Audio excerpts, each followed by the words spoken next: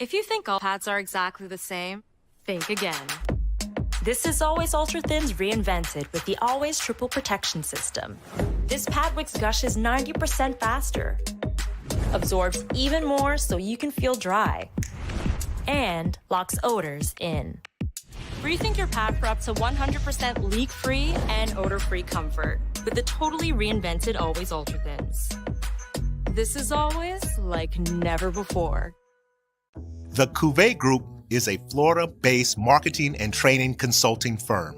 We help businesses communicate to their target audience and engage them in conversation. We also help to expand their audiences, which will ultimately result in growth for those organizations. In addition to being a certified constant contact specialist, my colleagues and I are also certified in John Maxwell Leadership Principles. We use these proven principles to conduct workshops, training, and private coaching sessions for individuals and companies looking to take things to the next level. Contact us to schedule a free consultation. Issues today, don't delay, call Cuvée.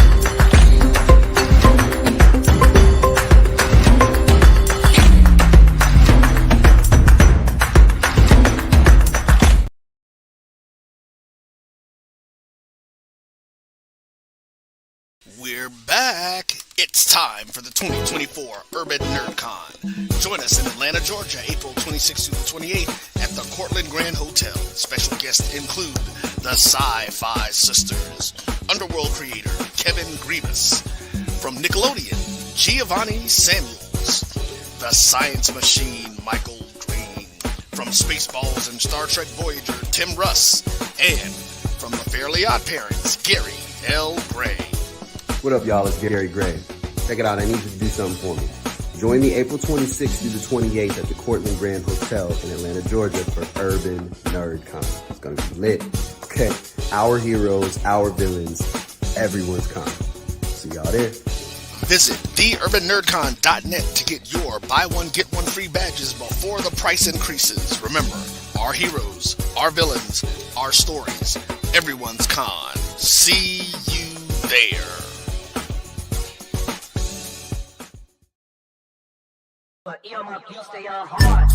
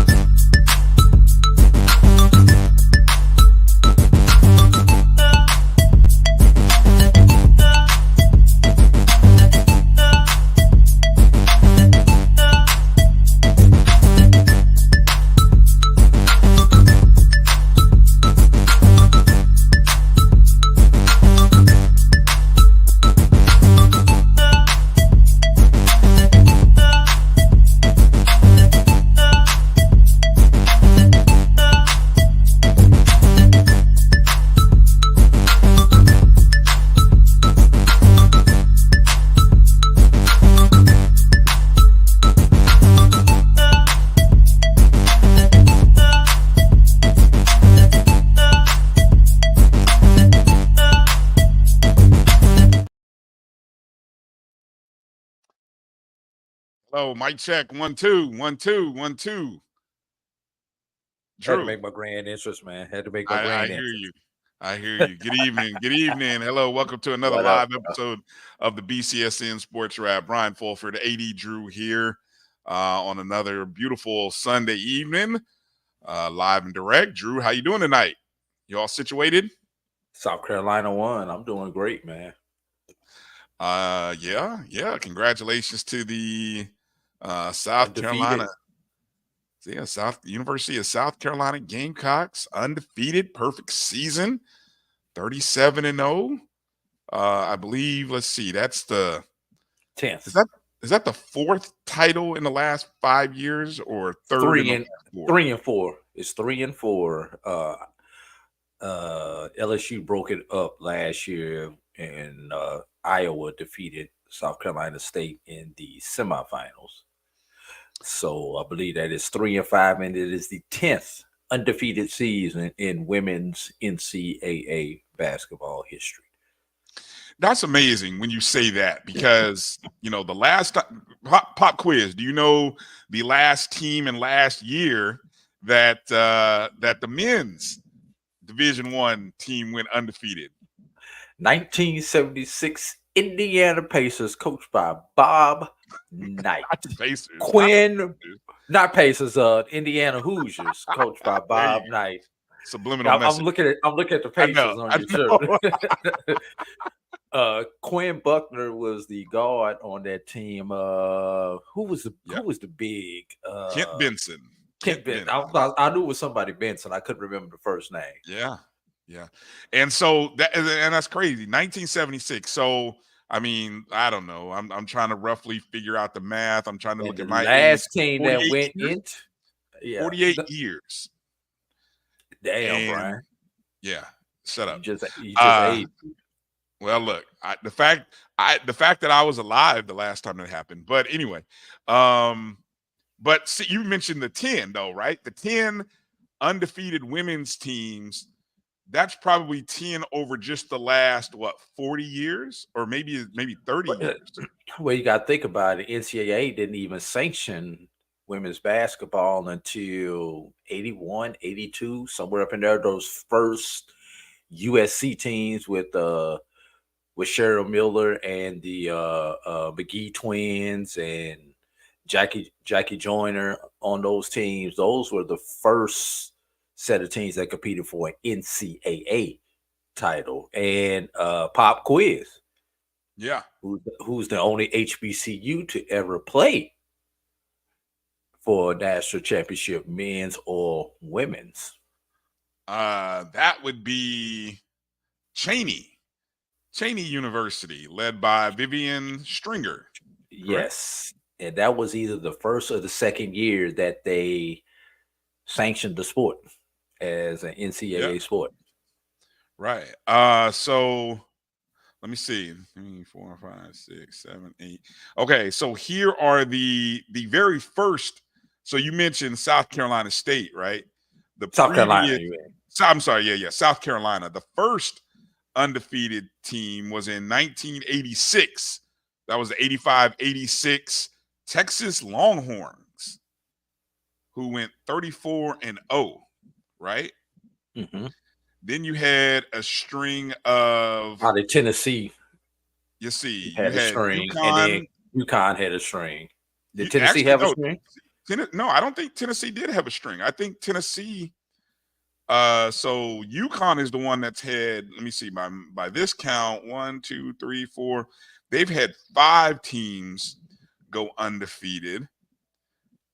Tennessee had a team 97-98. That was Shamika Holdsclaw and Tamika Catchings. That was 97 and 98, or the 97-98 year. Yeah. Okay. Just trying to keep count with you. Right. And then you had the UConn teams. It seemed like they had 2 perfect seasons in the 08-09 team and the 09-10 team. Those teams back-to-back perfect seasons. Wait, and let's back up. Rebecca Lobo in the 90s was she the starter of that UConn string? That was the first UConn undefeated team, 94-95. Rebecca Lobo. Yeah, because I remember that because she went through the college season undefeated, and then that was that Olympic team, and they were undefeated in their tour as an Olympic team, and then of course went undefeated in the Olympics. Right. Okay. Right. At the WNBA. Right. For like 3 years. Baylor, Kim Mulkey and Baylor had a team go 40-0 back in 2011, 2012. That was Brittany Griner and Odyssey Sims. Then you had Brittany Griner. It's been that long since Brittany Griner's been in college. That long. Yeah, 2011, 2012. Wow. Mm-hmm. Then you had the the run of Breonna Stewart teams where she went 13-14. That was the 2013-14 season where they went 40-0. Then 2 years later, and I think her senior year, they actually won. Now that, she's the only one that has won 4. She's won 4 consecutive titles, but only 2 of those seasons were unbeaten. Oh, boo-hoo. Right. And then, so let me see. I think that's the 9. And then you just said South Carolina then. So none of the previous South Carolina teams were undefeated. Last year, of course, they went to the Final Four undefeated and lost to Iowa. Right. And if you go back and look at that, then you look at that, does it have who the losers were? And I'm going to want to bring up one particular year. I think it was 2014, if I remember it correct, when UConn defeated Notre Dame. Was that 14 or 16? It doesn't say who they defeated in the 2014 season. It just mentions the team. And I'm gonna tell you why. It doesn't tell me who. Right.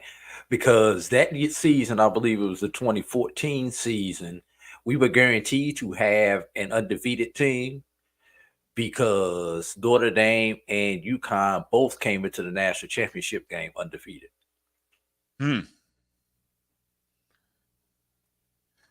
Yeah, see, it tells me who the loser. So let me see. You might. I think you're a Notre Dame fan. You're a Notre Dame fan. You would have known.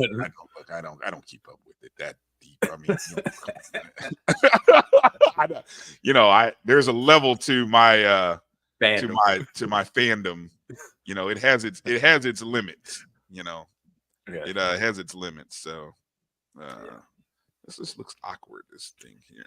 And something, we ran a unscientific survey on the BCSN Twitter page to see which set of games people were more interested in, the men's Final Four or the women's Final Four. And 83% of those who responded said the women's Final Four. So has women's basketball caught up to men's basketball because of why? Let me rephrase that. Okay. Why has women's basketball even in the conversation all of a sudden? Women's basketball has been going on forever, but now within the last few years, you're actually having that conversation on the collegiate level. Yeah. Well, I think there's a couple things. One, and then you can also look at the fact that women's what they had in one period of time where they had a game on a Saturday that drew like 12 million. That was like what was that? Was that the Iowa LSU game? Yeah. Right. That was on a Friday. No, that was it was a Sweet 16 Monday. game. It was a Sweet 16 game. No, that was a Final 8. Iowa LSU was Final 8. That was the early Monday game. Okay, but then there was the LSU. No, then there was the UConn Connecticut game, which outdrew that the following UConn week. Is Connecticut. I'm sorry. Let me get it right. Iowa UConn. Yeah. That drew 14 million. So they went from 12 million to 14 million eyes, right? And so, then, what they went to, the question is, what was this game going to draw? You know what I'm saying? So this championship game, which, Sunday afternoon, all by itself, only competition was what? The HBCU All-Star game and baseball games, maybe. UFL, yeah. So no. A matter of fact, I don't think the UFL is on right now. I think the UFL comes on this evening. I have to look at it. They did have a game today. I think they had an early game. Yeah, but they play 2 games per day. I don't think the second game competed. Yeah. Here's my thought. Okay, I know Chuck Hunt says marketing. I saw Kate Johnson in there talking about the Great White Hope. If any of you follow Roy Wood a great a comedic, one of the funny guys who does he's part of the Daily Show, but he's a comedian. Anyone knows Roy Wood Jr. I just saw on Instagram he did a very funny skit about about America being a lot safer when there is a star white athlete having success. So I'll just I'll just let the joke go from there. But if any of you follow Roy Wood on Instagram, it's very funny. Go go check that out. But he had a couple of great parallels to that. But here's what I think. I think what women's basketball is taking advantage of is the fact that you have storylines and you have individuals with personality and a level of play which is really good. So yes, the play is good. A, you got to have good play. B, the personalities. I think when you're dealing with the women's game, there's and you can follow these people over the course of a couple of seasons. You know what I'm saying? I think all of the hype last year, where you had you had three different storylines happening last year, right? You had an unbeaten South Carolina team. I keep wanting to say South Carolina State. You have a South Carolina team. Then you had the Caitlin Clark phenomenon, who knocked off South Carolina. Then you had the LSU / Kim Mulkey thing, which then came and beat Iowa and did the whole this thing. Which propelled Angel Reese to a whole nother level. So it just everybody she was just a player until she was caught on camera talking to trash. Exactly. Everybody's interest in the sport shot up, right? Over the course of one offseason. Combine that with, watch this, NIL, name, image, and likeness, because I've always felt, Drew, name, image, and likeness was the #1 equalizer for guess who, Drew? Women. Why? Because who are used, television is a visual medium. And when you have attractive women in commercials, whatever it may be, or magazine ads, or, whatever, right? It draws people. And so we don't have to wait for the Playboy issue. What did you say? I say we don't have to wait for the Playboy issue. Yes, thank God. Yeah. You don't have to do that. Why? Because guess what? Everybody's got Instagram. We can run to Instagram and see everybody in swimsuits and models and do all this stuff, right? So combining all of those things, it appeals to the visual side of things. Now we see what these people look like outside of their uniforms, and we're like, oh, she's interesting looking. She's cute. She has a story. And she has a story. And then you max it up with, oh, she can play basketball. She's got some game. She's got some personality, swagger.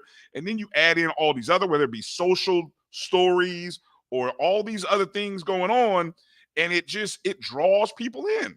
It is a marketer's dream. So yes, the NIL valuations of all of these girls, ladies, they skyrocket up, And so while we may look at the salaries for them playing pro sports professionally, and people say, "Oh, it's low," which is less than what they get on the NILs a lot of time. But isn't that in a lot of places? I mean, there are other industries there are other sports industries that you make more marketing yourself than you do actually playing. I mean, I know we don't think about it. Look at football for non-quarterbacks, right?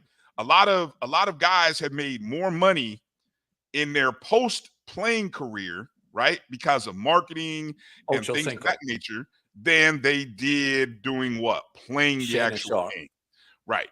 There are a lot of names. So I think and plus the storyline, it's much like the 90s, Drew. We could follow, like Georgetown, we could follow for 3 seasons, and we knew the players. Look at, you've got, yes, there's a little bit of the transfer portal thing going on there, but I think you've been able to follow the women's basketball players over the course of 2 seasons. Now, I'll say this, going forward, because you lose these big names from the last 2 years. Angel Reese gone, Caitlin Clark gone, The girl from USC, Cardosa, gone. The girl from Stanford, gone. UConn, the girl Paige Buckets, gone. Bukers, I think is her name, gone. The fact that I know all these names, Drew, what does that tell you? We still got Juju. Okay, there you go. Now the question is, who's gonna come in along with Juju? There's Juju's next, and there's gonna be some other girls who are gonna jump in there. Flaugier from LSU, she might be next. Who knows? But some great analogies in here. You guys in the chat are doing a great job. You guys are putting together some interesting thoughts here about what is going to sell and what isn't going to sell. And yes, I've always said, somebody mentioned the Catholics versus convicts. Whenever you have a villain, sports is interesting because you have somebody to root against. What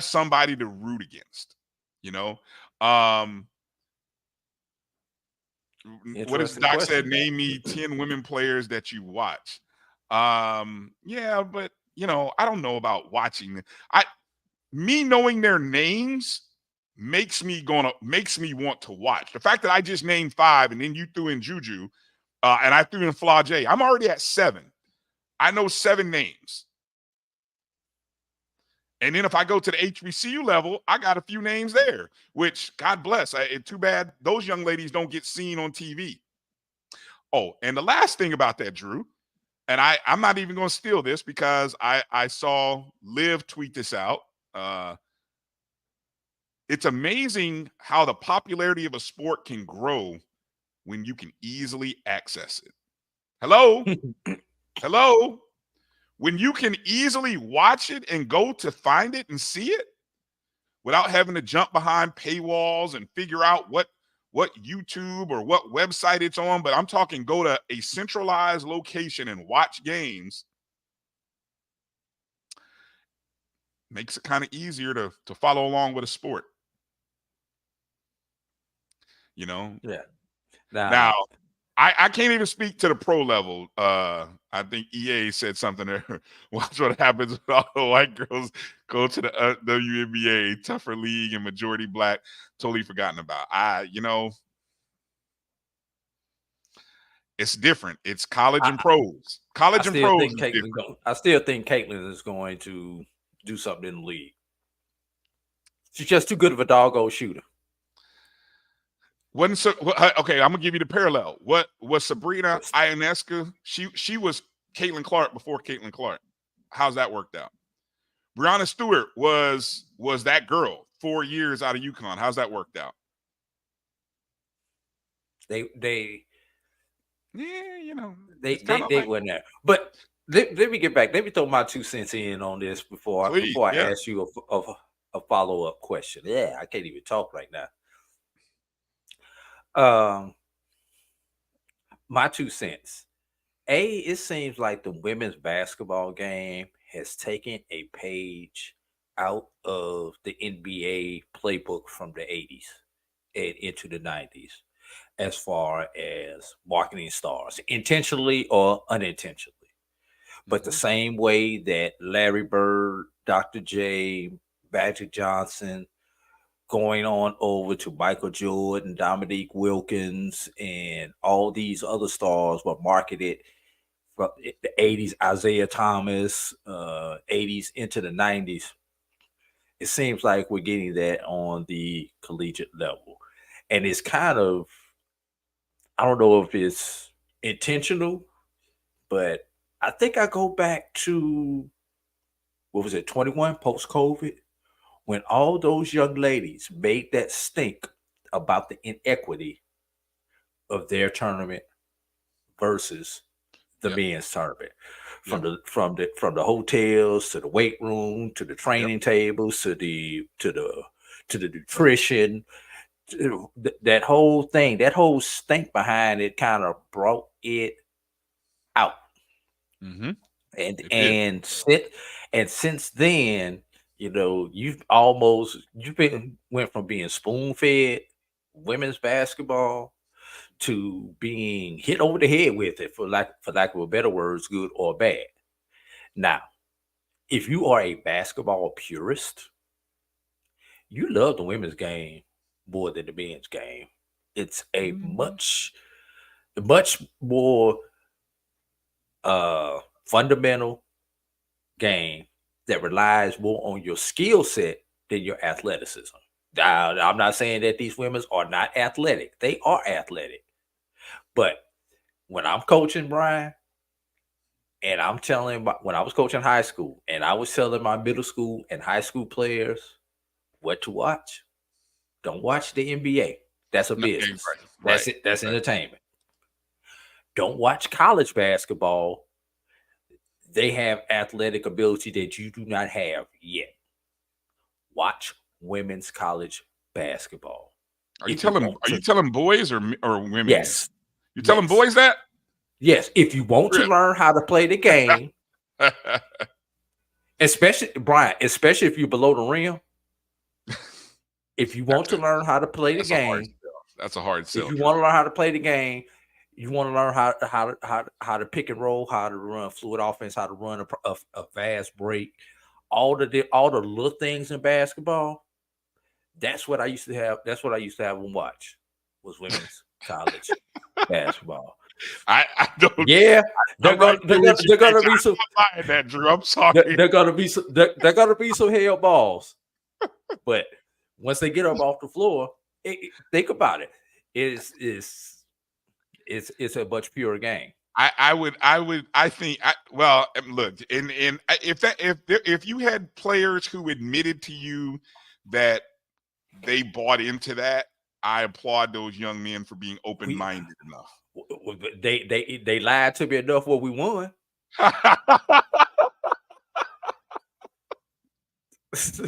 So whether they bought into it or not, they lied to me enough, and we were winners.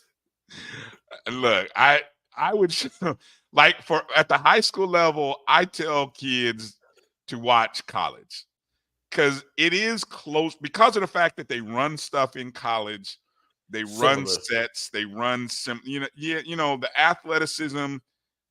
Yeah, is what you should be. I think when you're at the high school level, you should be striving for the next level. It's hard to look 2 levels up. I think it's hard to look a gender across.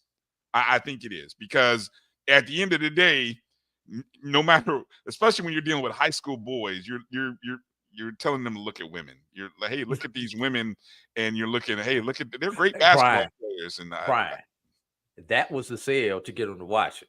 Okay, 8 out of 10 probably looked at you like you were crazy. I mean, you might have sold that to a couple of guys, I'm sure, but I'm sure 8 out of 10 of them were looking at you like, what is Coach Drew? I'm not looking at no damn women's game. I don't even know what channel to find a women's game on. Yeah. But here's a follow-up question I wanted to ask you, Brian. Yeah. What we've seen at the power level for the big boys, is there anything that we can take away from that and translate it down to the HBCU level? Think about that. We overdue for a break. Let everybody comment. Rephrase the question again. Some of the things that we've seen in the last couple of years, the marketing success, men and women's, of the women's game. Okay. Specifically, how the women's game has grown over the last couple of years, especially in the SWAC, where you're talking about separating men and women one night per week. Is there anything that we have seen over these last couple of years that we can translate down to our HBCUs? Let's let people comment on that while we go to break. All right. Coming back right after this break, very short break. You're watching the BCSN Sports Wrap right here on the Black College Sports Network. We'll be back in just a moment. Supermarket sushi, really? No. Wait, Troy, you work here? I'm never not working. Like Head & Shoulders Scalp Shield technology, up to 100% dandruff protection, even between washes. Never not working, huh? Oh, Troy, you're such a good teacher. Yeah, I know. Never not working. Never not working. Never, ever not working. Are you serious? Never not working. Dandruff protection that's never not working. Head & Shoulders Scalp Shield technology. It's never too early to plant the seed, to share the tradition, and instill a sense of pride in your HBCU with your little ones.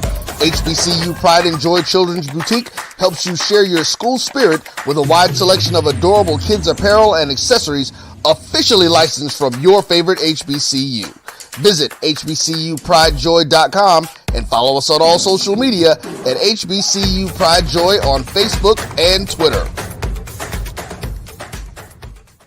This is Brian Fulford. A.D. Drew and I are co-hosts of the BCSN SportsWrap. We talk about all things related to HBCU athletics. From the games, teams, coaches, and fan interest stories, we cover it all. You can find our shows on Facebook at BCSN SportsWrap, YouTube at MyJBN Online, and everywhere you listen to podcasts like Anchor, Spotify, Google, and Apple Podcasts. You can also find the show on the Jericho Broadcast Network's app. Make sure to download. We look forward to you joining the conversation and being a part of the show. You're looking for the latest information on Southern University sports, the Southwestern Athletic Conference, and HBCU athletics. There's only one place to go. Tune in to the Carlos Brown Show, exclusively on the Black College Sports Network.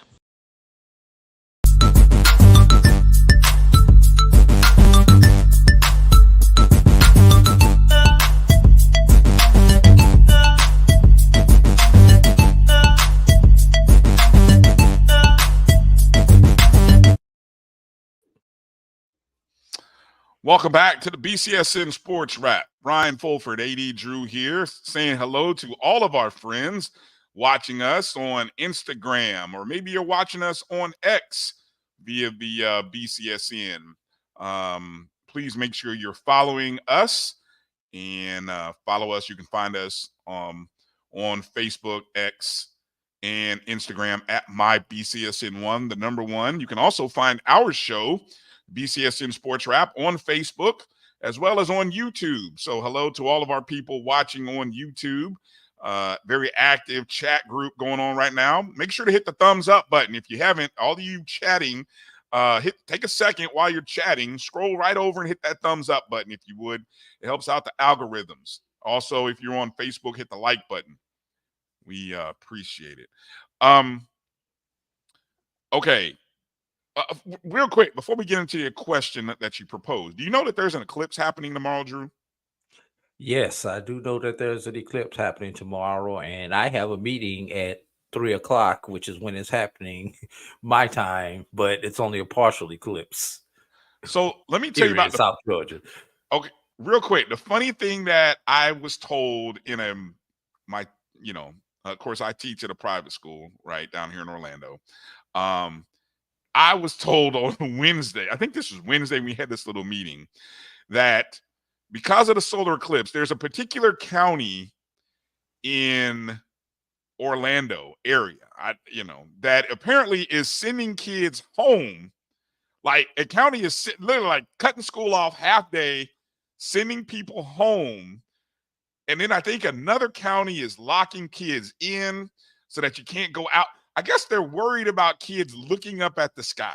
It's just like they're literally instead of training or teaching these kids, hey, put on some apparently almost what looks like some movie or 3D type glasses, or making the little thing and holding it down. I guess they're worried about kids looking up at the sun to see the eclipse. I'm laughing and being blinded. I'm laughing, but I guess I shouldn't, because what they say, kids do the darndest things, right? And now I remember what I needed to tell you. Yeah, so I guess that is a thing apparently where there's a lot, and I'm curious, you guys any of you who have kids, have you heard of this happening in your kids' school system? Are kids being locked down or sent home because of the eclipse? I'm sitting here watching the news and they're telling people what to do about the eclipse and everything like that. And then it just came to mind, wait a minute, we got a county in Orlando, in the Orlando metro area, that literally I think they are sending kids home, not cutting school off, but like, hey, we're sending people home at noon. So that way we're not going to be responsible if your kid if your kid looks up, it's not on our time. And the other school is like, I'm flabbergasted. I am. But please answer Edwin's question. Is it? Yes. Why not take the kids outside and show them how to win? At the same, right? No, the last one. I don't know if it's a. I can't call it a black school district, Edwin. I can't call it that. It is a minority, or majority minority. It's probably very. It's probably very 30-30-40, or maybe it's probably maybe. I would say it's probably heavy 30-30-40. What is that? 30-30-40 between Hispanic, black, and Caucasian, white. Yes. But it's a large school district. It is. I'm amazed. Here, yeah. So I know Mary 305 down inside. I have no idea, but yes, it should be a science project or something. Hey, here's glasses so that we can all. There it is, Thomasville, North Carolina, early release day tomorrow. See, it's happening all over the country. I'm telling you, they are sending kids home because the schools and the school district are like, hey, if you look up at the eclipse, it is on your dime. It's not on our liability. It's not on our lot. It's not on our presence. So yes, that is happening. So God bless all you parents and kids who got to deal with a bunch of kids doing this at, I don't know, noon or 1 o'clock or whatever time it's supposed to happen. Area, so I don't know exactly. Get the shoebox with a hole in it. I mean, there's all kinds of ways. You can take a sheet of paper, punch a hole in the paper, and hold it down. I mean, there's all kinds of things you can do, man. Anyway, yeah. See, there it is. School, they're out of school. I'm telling you, it's crazy, man. That's where we've gotten. Okay, I just had to bring that up, Drew. Your question on the floor. This is funny. Your question on the floor was about what can we do to transpose some of this momentum to HBCU. I think what has to happen, Drew. It's a great question that I think it starts this time. I'm going to say it starts maybe at a conference level in conjunction with the schools. I think the marketability of the SWAC, and I don't know, man, maybe I'm crazy. Maybe I'm crazy for thinking that SWAC women's basketball has gotten more interesting and had better storylines than the men. Would you say that who had the better storylines this year, the SWAC men or the SWAC women this past year? In basketball? Basketball, yeah. Because I would say it's the women. I would agree with you. Because obviously you had the Jackson State with Tamika Reed going 18-0. Yep. You had who was going to be number 2. Right. You had the emergence of Florida A&M on the women's side. Sure. You know, Grambling. You had Grambling as well. I was going to get to that, and you had the unfortunate incident UAPB. at Pine Bluff. Mm-hmm. So I'm trying to think. Were there any other big stories on the women's side? Alabama. Oh yeah, Alcorn, Israel, Alcorn women. Yes, even though Alcorn. Yeah, at the especially the run they made at the end to get in, and you had Southern get to the championship game. Southern, but there were so many teams, and you know, going from the non-conference, there were so many opportunities to be able to tell, and there were people out there who were trying to push and tell people about the women's game and the women's players, and I applaud those who did a great job. People like Liv did a great job this past year pushing for more about women's. But being able to see the games has to change. Being able to be aware. So if the SWAC is going to this single day where women's games are available, they have to be somehow, they've got to be able to get in those meetings with their television partners and figure out how can we capitalize on what day they're planning. Is it Thursday? I believe it's going to be Thursday. They will be solo, and the men will be Okay. solo on Mondays. So I think that's a great opportunity for Thursday because, during that time of the year, you're not dealing with playoff football. You're not dealing with college football. The opportunities to focus in on solely the women's game are there. But what that means, though, Drew, is there's got to be some promotion during the week. You got to be able to know. And this is the challenge. This is the challenging part about where resources matter. Because our athletic departments don't have the complement of resources amongst their own staff, to be able to talk about these players and these teams at a higher level than they are, information falls through the cracks. You don't have an opportunity. Like if you don't have one or two people who can constantly focus in on telling basketball stories or talking about the basketball program, but if the same person who has to promote basketball as well as, now I know that's the only thing, it's not really the only thing going on, because while basketball is happening, you either have just finished football, or you're preparing for the spring. You got indoors for those who run it indoors. Right. It's just there's a lot. You can't ask 5 people, or 2 people to do this. It really is hard. And so unless you have an outside entity that's doing this, it gets really challenging. And so, but I think you can start, though, if you can find a way to partner up or get the schools and your television partners, whomever they are, to say, hey, look, we got to take advantage of what's coming on these Thursdays. How can we set up game times that work with the audience, that can draw in eyes? And then 2, how can we make these games available for people to watch? Because I do think if you're able to watch these games on a Thursday, it might draw people to the games on Saturdays when you have double headers.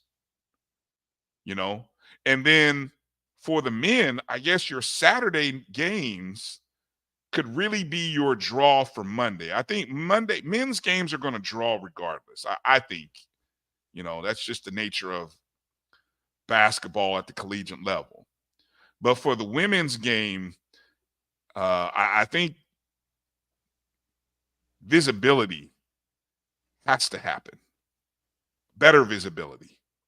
But, you got to sort through all the transfer portal. I mean, there's a lot of kids in the transfer portal. So God knows where, I don't know whose roster is who, so once all that settles out, sometime in late April, maybe early May, we'll know where everyone is. Man, it'd be July before we know all that. Yeah, exactly. June and July. So yeah.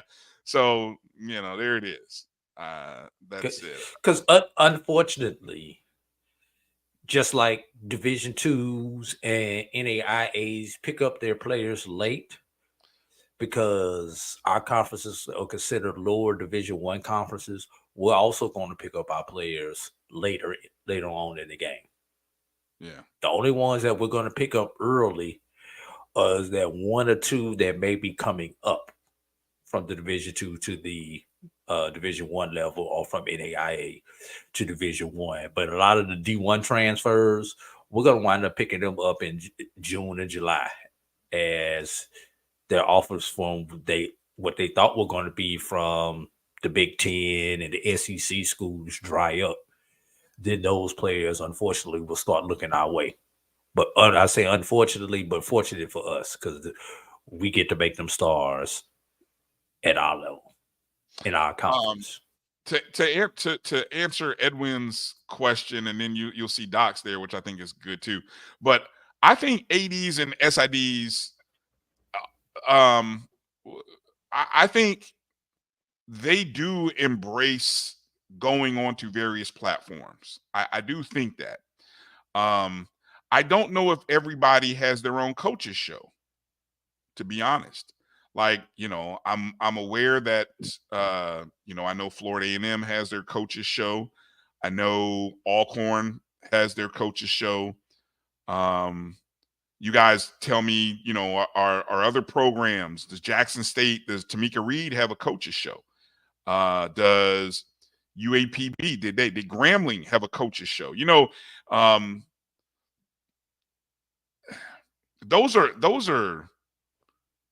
There's a reason why those kind of things haven't gone away at the highest level, Drew. And sometimes it's like we're scared to look at what's being done at a Power 5, Power 6 level.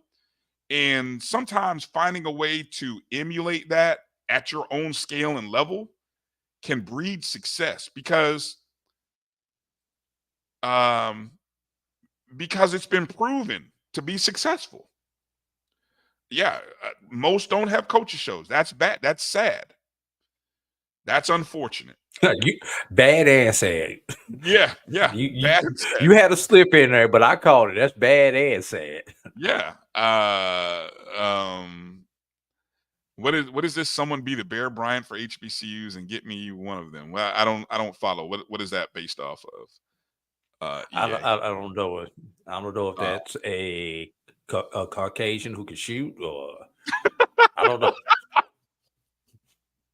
Hey, just like when Bear Bryant got beat by all those young black boys, it's like I need to be one of them. Blueprint. Jackson State went 26-7, averaged 1,184 fans per game. That's terrible. I don't know. Compared to who? Thank you. Compared to everybody else, was it terrible or was it the best? I think it might have been the best, if I'm not mistaken. Now, the fact that was the best, maybe that's what's terrible. Yes, terrible, but it's still probably the best. Yeah, man, that's too much work, EA. Yeah, I was right. What? That's what he was talking about. Give me one of them. Well, look, yeah, we had a couple of light-skinned girls, but they never passed her the ball, and then anyway, that didn't work. It didn't work out too well. But anyway, and so now look, Doc here's the trickle down. Here's the problem with all of this, right? Here's the problem. I want to see if you're gonna say you have to go in with a plan to create something, but then you also have to have a plan to go out and create and find the sponsorship to promote it and generate some dollars off of it. But here's the problem, Brian. Do you expect somebody to sponsor your event or your podcast or your coach's show and you have no proven record as far as, and I'm not talking about wins and losses. I'm talking about who's going to be watching, how many eyes are going to be watching. If I am putting my dollars, and I'm talking as a business person and somebody who used to have a small business, I used to get asked for sponsorships all the time. How does me giving you return? What is my rate of return? What am I giving back? Mm-hmm. Because when you ask me to sponsor something, I'm expecting some type of return for my investment. ROI is what you call it. Right. Now, if you ask me for a donation, that's different because that's philanthropy. And people understand those are two different things when we approach these businesses asking for stuff, asking for a donation and asking for a sponsorship it's two different types of marketing. Yeah. So here's You almost have to. Let me ask. Do I let put me, my wait a minute? Let me say this. Do I put my coach's show out for free to build my audience so that I can go out and get the sponsorship, or do I expect those sponsorships up front? You understand? You understand what I'm getting at? I think you have to throw it in. Let me ask this. I think you have to lean on your biggest, most watched sport, i.e., guess what? Football. And then you have to be able to throw in the additional views to say your sponsorship is not only going to go with football, with where we think where most of your viewers are going to come from, but we're also creating coaches shows for this sport, that sport, let's say our men and women's basketball. Like, for example, I know Florida A&M and Alcorn, they partner up. The men and women's coaches shows are kind of pushed together in a 1-hour show. There's not a solo 1-hour show for the men and a solo, not like football. Football, you could probably have a solo 1-hour show, but they package the men and women's shows together. I know Alcorn State does it. I know FAMU does it. That's the model that I would use, right? So again, how are you paying for producers of the show? Again, I'm packaging in the basketball shows with my football show. My football show is going to be the biggest draw. Okay. On game days, I can run ads, I can run promotions during the season. That's the big draw. The ancillary shows is going to be the basketball show, which basically I hate to say it this way, I'm giving away an additional 3 months of sponsorship by supporting our women's team and our men's basketball program. I'm giving that away, but I'm adding it into or baseball or softball, whatever ancillary sports you want to do. But we're talking about basketball right now. Right. We're talking basketball, but I think that's the creativity that has to come from the AD or whoever your marketing people is or are, and you have to create that. And I think sometimes you have to create your watch. You have to create your watch. I mean, for example, I'm going to use Charles Edmond and Alcorn State, right? Alcorn State, they promote their stuff through their radio network. But then guess what? Charles and them came to the Black College Sports Network and said, "Hey, will you run our coaches shows?" Hey, sure. Because guess what? We want content. So yes, we'll run your coaches shows, which aired a day ago or maybe sometimes 2 days ago. We'll run it on our network because A, is still relevant. B, it gives us viewership, but at the same time, it's still promoting your program. So it's putting your show. And for most people, it's the only place that they know to find it. Because most people aren't. Because if you're not an Alcorn alum, you're not looking for the Alcorn coaches show and know exactly where to find it. But if you are, follow this network, then you know that on Mondays or Tuesdays or whichever day it decides to come out, you're going to be able to watch whoever the football or basketball coach is show at Alcorn. But here's something else that we have to factor, Brian. Especially when you think about football, with the high turnover that we have had in football in the SWAC in the last 3 years. Yes, let's be real. Mm-hmm. It's a good bad thing because that coach needs to have an opportunity to get out and, for lack of a better word, let the community meet him via the coaches show. But at the same time, people want to beat him because they don't know him. I need to see him. I need to see what he do on the field first, and then if they start winning, then I'm interested in the coaches show. So there are a lot of different catch-22s and factors that go into. I think I saw Doc say most HBCU coaches don't have coaches show. That's sad. That's sad because I think people want, if you're interested in the football program, interested in football, which most of us are, you want to hear from the coach. That's easy. I believe it's easy money, easy opportunity. Hear from the coach. You got the coach there. Hear from him. If you have a radio broadcast team, find the radio broadcast team. Those guys should be doing the coaches show. That's easy synergy. Now, and again, if your athletic department is not doing it, shame on the AD for not doing it. Shame on them. That's it is an opportunity that's being missed. It's an opportunity.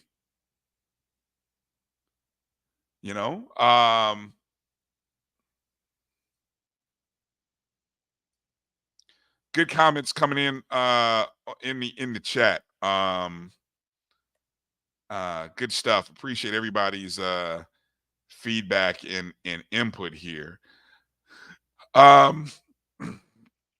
So I wanna get ready to take a next break that we got coming up, and just quickly make sure we mention, before we maybe talk about this men's championship coming up on Monday night, again, make mention of a few other news and notes that we saw from this past week.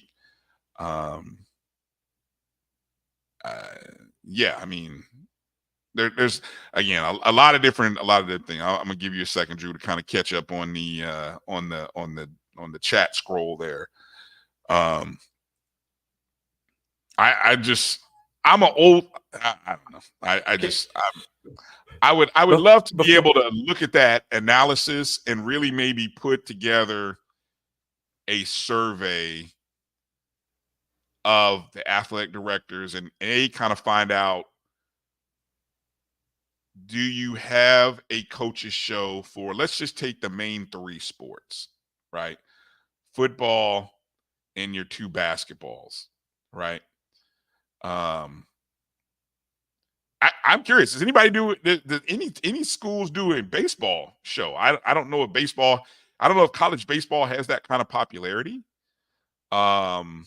where you listen to the or you want to hear from the coaches. I don't know. I don't know if that happens even at the highest level. But anyway, but I think there needs to be, it'd be good to be able to put that kind of survey out to athletic directors or even the SIDs, because I think that really is the group that you got to target with this idea and say, do you have the following because guess who has to do that coordinating? The SID, right? so boy, look, I know. Yeah, we can talk to the AD all day. But guess what? He's gonna say, well, I don't know. Let me go talk to my SID. And then the SID is like, oh yeah, well, yeah, where am I gonna get the I'm talking to one. Where am I gonna get the resources to be able to do this? How am I gonna manage this? What time? What time frame? All these questions, Drew, right? I don't know. Because a lot of time the coach's schedule and the SID schedule, when they're free, are not the same. Mm-hmm. And both of them put in enough hours where it's hard. But if your athletic director understands the importance of connecting your coach with your community, he's got it, he or she, because there are some female athletic directors, they've got it in the contract and saying, hey, coach, part of your responsibility is to do a coach's show. They're like, huh? Yeah, that's part of it. Part of it is to do a coach's show. Yeah. Hey, Brian, before we jump off of this, going back to the original question about women's basketball, there were two questions. There were two comments that I held back that I wanted to throw out there. Okay. And Auntie Roy asked a very interesting question. Yes. Well, okay. First off, The men. Okay, so how can you really tell attendance when the men's game is followed by the? Okay, so there's two different. Okay, so I think there's two different things here. One, you everybody comes in and scans, right, a ticket. So I think you can go from this level, Drew. You can start with whatever time your game is supposed to start. You can start with your attendance numbers when you first open the gate, right? Up until, let's say, Brian, halftime. if you're scanning, it tells you what time Tells you all of scan. Exactly. So you know what time to cut it off, whether you cut it off at halftime or third quarter of the women's game, or even after if you're trying to get the women's number up at the conclusion of the women's game. Exactly. You still have a 20 to a 30-minute period between the women's and the men's game in order to quote unquote reset your scan. Right. It is complicated. I'm not gonna lie. I think it is. Yeah, it is complicated to kind of figure out your attendance numbers. It's better than the old school way of doing it. look like 832 out there. 830. Put 832 on. How you know that? Well, our capacity 1,000. I only see a few empty seats over here, a few empty seats over there. 832. Yeah, I'm curious. Yeah, that's a great question. I don't know if there is a formula. Maybe we have to ask. That's a great survey question. We have to write these down, Drew. I think we know a few SIDs. We need to write these down, and we need to send a survey out to these SIDs that we know. Brian, I've freelanced at enough of these institutions.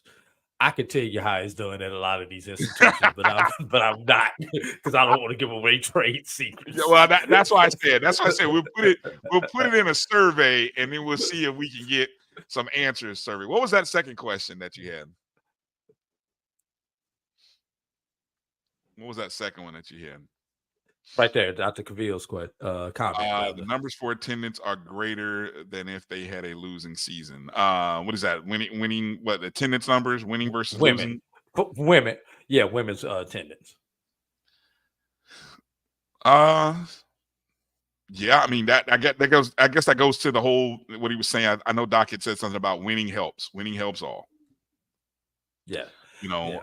Definitely, Brian. Definitely. I am gonna say one thing about when they do break these games away, and I think this is going to help organically, that getting away from the 5:30 start time is going to naturally help attendance in most areas. Assuming that they get away from it. You're assuming that they get away from it. I'm assuming they get away. But on those solo games, you've got to get away from that 5:30 start time. Even 6 o'clock, that 30 minutes makes a difference. To me, it makes sense to get away from that. To me, it makes sense to start these games at 6 or 7 6 at the earliest. 7 at the latest. Somewhere between 6 and 7 o'clock. Right. On a single game. Whatever that local time is, 6 or 7. Right. And if you're in a metro area like a Houston or maybe a Jackson, or heck, even in a medium-sized city like a Tallahassee, 6 o'clock may be too early in those type cities just because of traffic. Yeah, 6:30 even would be, yes, reasonable. I think 6:30. Yes. But like I say, somewhere between 6 o'clock and 7 o'clock, depending on your local.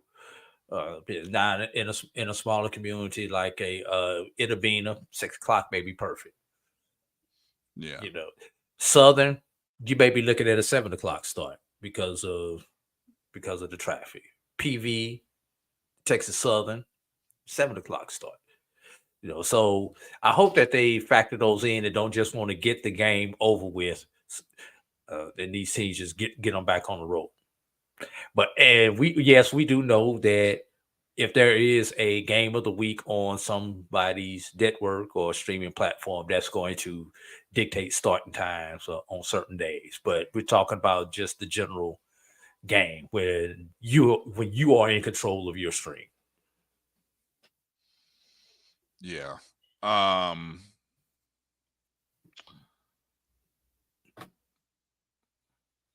Yeah, I was just looking at a couple interesting thoughts there. What keeps the Cavs from 5:30 game is more about who wants to be there. Hey, Edwin, I'm gonna tell you two things.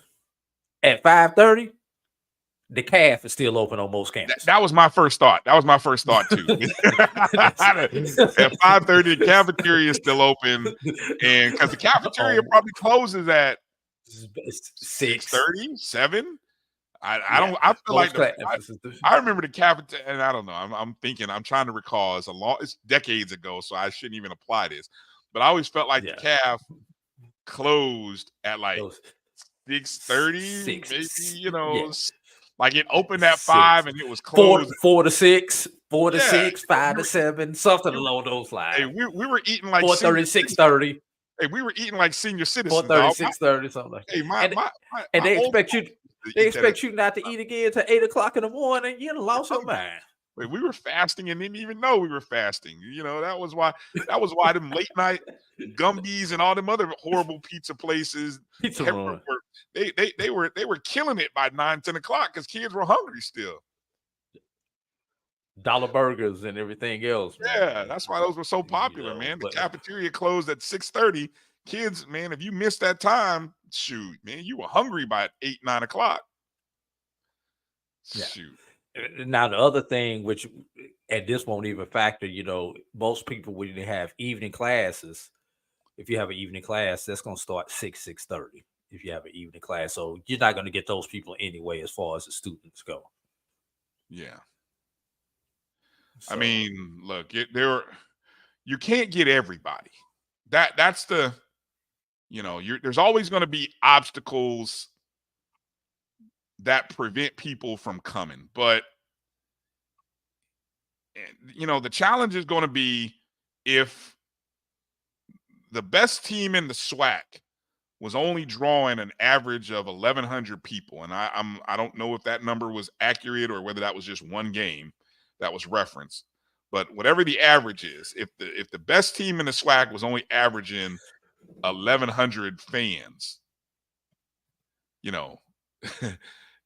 I think at some point, right, you gotta blanket your coverage and say, 1,100 is actually good. I mean, especially if you have a good fan base. You remember that, Tamara, right? At Gumby's, boy.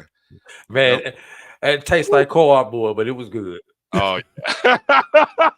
It was cardboard, which made it soft. Hey, yeah, boy. I know them. Yeah, man. That business used to make a killing. I don't know how they. Oh my goodness! But long before Hunt's Brothers was ever thought about, man. Boy, but anyway, all right. Let's take a quick break. Let's say that stuff for the break, man. Yeah, and Brian, I do remember who I need to get the belt to. You do, okay. So I'm gonna let you rip that out. I do, and put that on somebody. Time for somebody to get their spanking. Drew, you funny. All right, let's do that and hit up a few other things here after this short break. Real short break. You're watching the BCSN Sports Wrap right here on the Black College Sports Network. We'll be back in just a moment. The Cuvée Group is a Florida-based marketing and training consulting firm. We help businesses communicate to their target audience and engage them in conversation.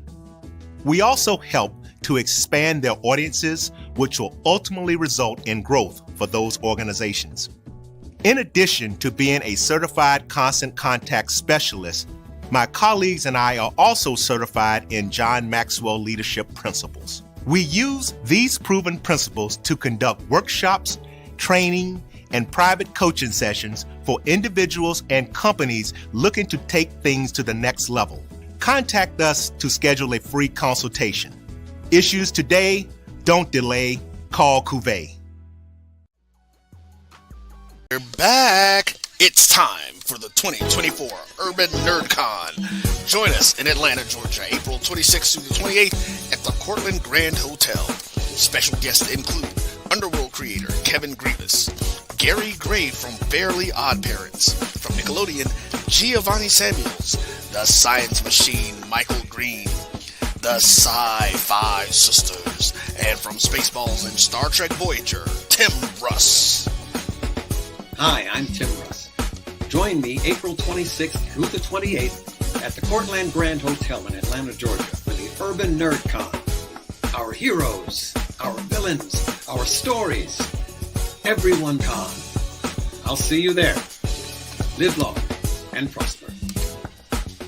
Visit theurbannerdcon.net to get your buy one, get one free badges before the price increases. Remember, our heroes, our villains, our stories, everyone's con. See you there.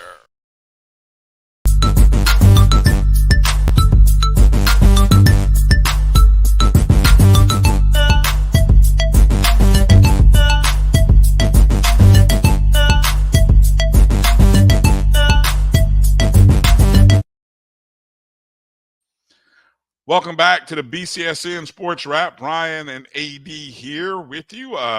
Do me a favor, if you would, please hit that thumbs up button or the like button wherever you're watching us at. Hello to all of our people, all of our friends watching us on Instagram or X. If you want to get involved in the chats, you can join us on YouTube. That's the Jericho Broadcast Network's YouTube page. Just go search MyJBN online or BCSN Sports Wrap is where you can find us on YouTube, our Facebook channel, and of course, Black College Sports Network on Facebook, or BCSN Sports Wrap on Facebook, and that's where everybody is chatting. All right, Drew, who gets the belt this week?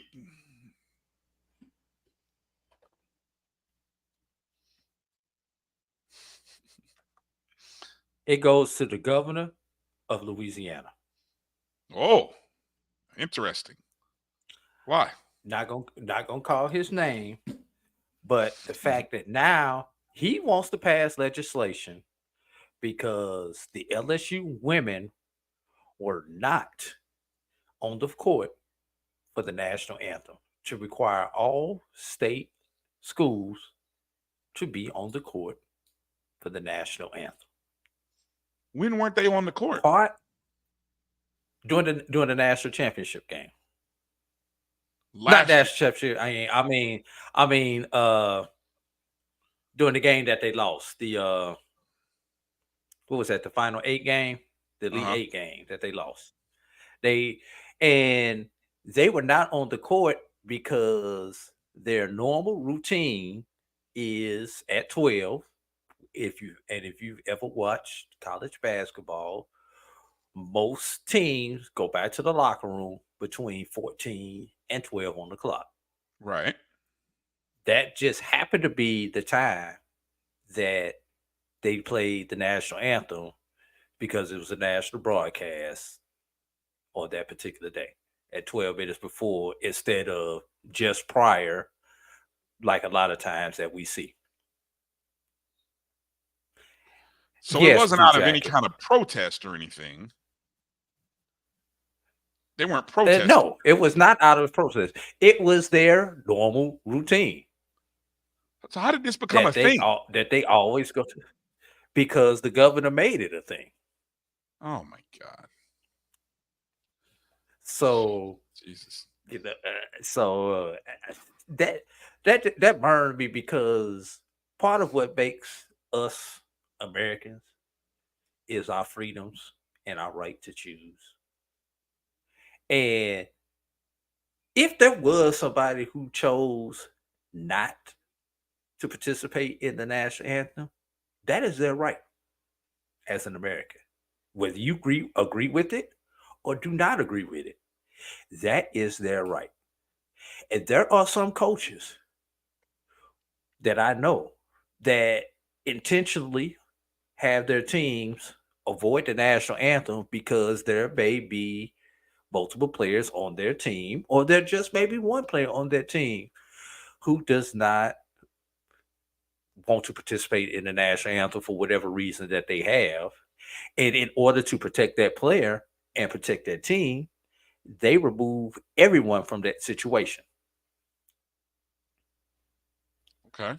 So, and that's, I think that's a good decision by the coach to just remove the entire team so that one player does not get singled out and everything. And yes, we know this all started in, 2014, 2015 with Colin Kaepernick, and has continued on ever since. And, there are some things like I officiated college basketball for a brief moment in time.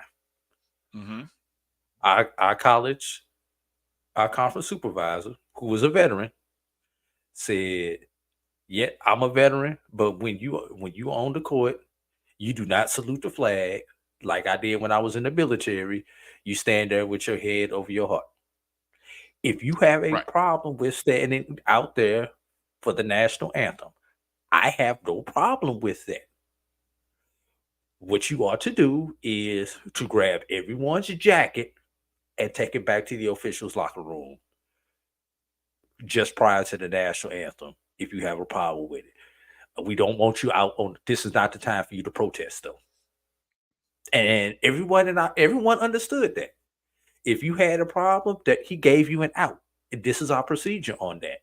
But you couldn't stand there with the one knee or anything like that. You would never work again. And everybody has little things like that to respect that person's privacy and their decision and ways in which they can do it. Now, it may be the whole crew going back to the back. And I've seen some of that happen when the officials aren't on the court for the national anthem. But that's their choice. That's why I have a problem with it. So, to the governor of Louisiana, you get some lashes. Lord have mercy. And I do have a follow-up to that, though, Brian. I'm gonna let you comment first. Well, I don't. Your follow-up may be similar to mine, but what's your follow-up? Go ahead. Well, it has to do with the national anthem, but it does not have to do with this particular matter. So I'm gonna let you go if you want to comment on this matter of the national anthem. I was more so thinking about the state of Louisiana, because wasn't Louisiana the state also that recently passed a law or agreed to pass a law banning prop betting on college athletes, which anybody who, if you are if you're into that kind of thing, then there's a market on performance wagering. So not only is it just about the games, but you also can wager on how well a player does in the game. All kinds of statistics, very popular at the pro level, but it's even now at the college level.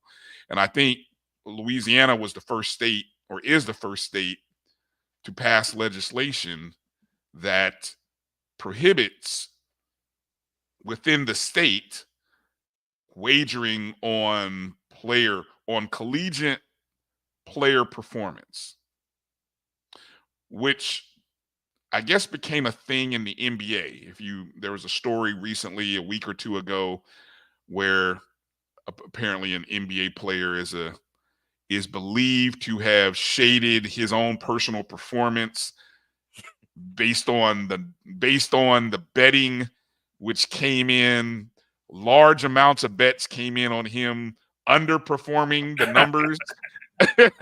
So I don't know which. Anyway, we could do a whole show on the issues of and the evils, or just trying to police things that it's hard to police that kind of stuff. But anyway, what's your other point? What's your other point? Since we are speaking of the national anthem, and this is something that has already burned a hole in me, Brian. And I mentioned this in that chat when we talked about this earlier this week in our chat group. Why, as HBCUs, do we not play the Black National Anthem before the national anthem? I.e., lift every voice and sing. My personal belief, and this is A.D. Drew speaking. This is nobody else's opinion. This is not the opinion of the Black College Sports Network. Although a lot of people at the Black College Sports Network do agree with me, I don't think HBCUs should start an event without Lift Every Voice and Sing prior to the national anthem. Now, I'll make a stink over that before I make a stink over somebody not being out there for the national anthem. I'm just saying. Consistency. Because it's ours. Consistency, Drew. There are football programs that I know G Boom said Prairie View plays it at all of their athletic events. I know there are football programs that play it before the national anthem on football games. But I'm trying to recall whether that same school did it before. But no, you know what? I agree with you on that, Drew. I do think it is ours. Now that's interesting. The order is interesting. That's different, which should come first? Which should come second? I was always taught the Black National Anthem came before the national anthem, but I have seen events where the national anthem has been played before, the Star Spangled Banner has been played before Lift Every Voice and Sing, and I'm gonna be honest, I don't care about the order. Just play both. Just play both of them. You have to care. No. You have to care, Drew, because if you care that it's being played, I care. You have to care when it's played. I care. It's very important. Procedure matters. Procedure matters. Edwin asked another question. Which comes first? Oh, I'm sorry. I'm doing the same thing you are. I got it. You go. You got it. The prayer. Okay. So okay. Let me break this down for you. This is what game day operation. Wait a minute. Can I stop right there? Yeah. And this may get me in trouble.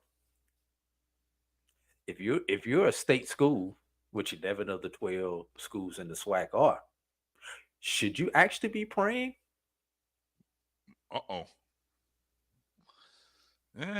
That's a great question. It's something that I've always thought about. I mean, I don't.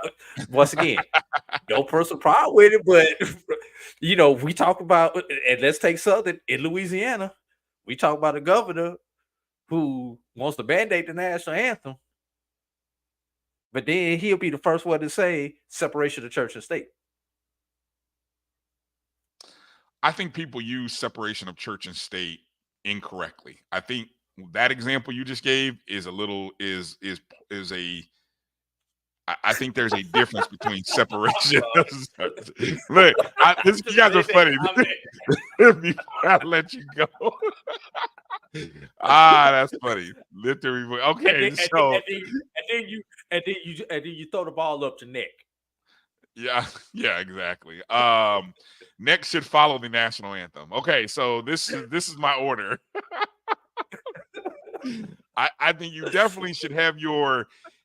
We call it. Isn't it called an invocation, Drew? Not a prayer, but your okay. So your invocation should start the event. But again, I'm almost like Jeremiah Clark here. Just start the damn game. Look, because I've had to do this. You start now. I'm at a Christian school in high school, so we always start with the prayer. You got to start with the prayer. So the invocation should start it. Then I think you go the first verse. Don't go into the second verse. I just the first verse of Lift Every Voice. I don't need the one everybody knows. Go with the one everybody knows. That's a minute and a half, whatever, that everyone can sing. Lift every voice to sing a song.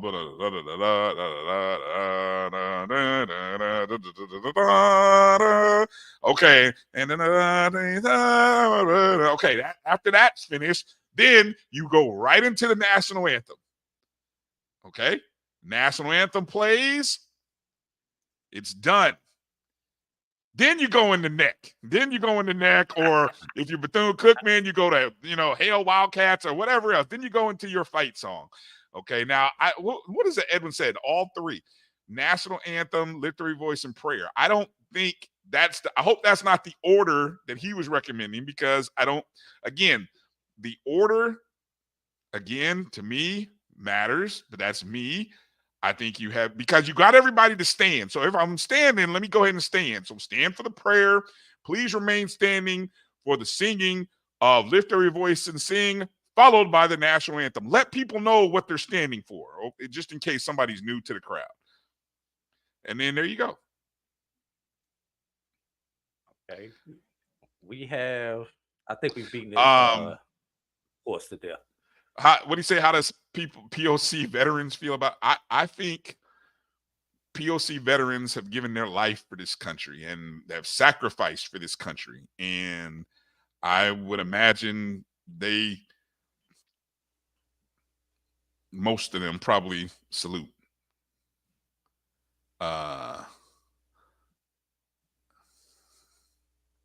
Okay. I don't know, Karen. I don't know how this became a topic, Karen. This is a great question. Karen with the actual question. I have no idea how this became a topic, Karen. I'm sorry. I know you just jumped in and you're like, what the hell did I walk in on? Drew, blame Drew. I started Karen. talking about the national anthem in Louisiana. Yes, that's why Drew started this mess. And Jeremiah is the reason why ticket scan is off.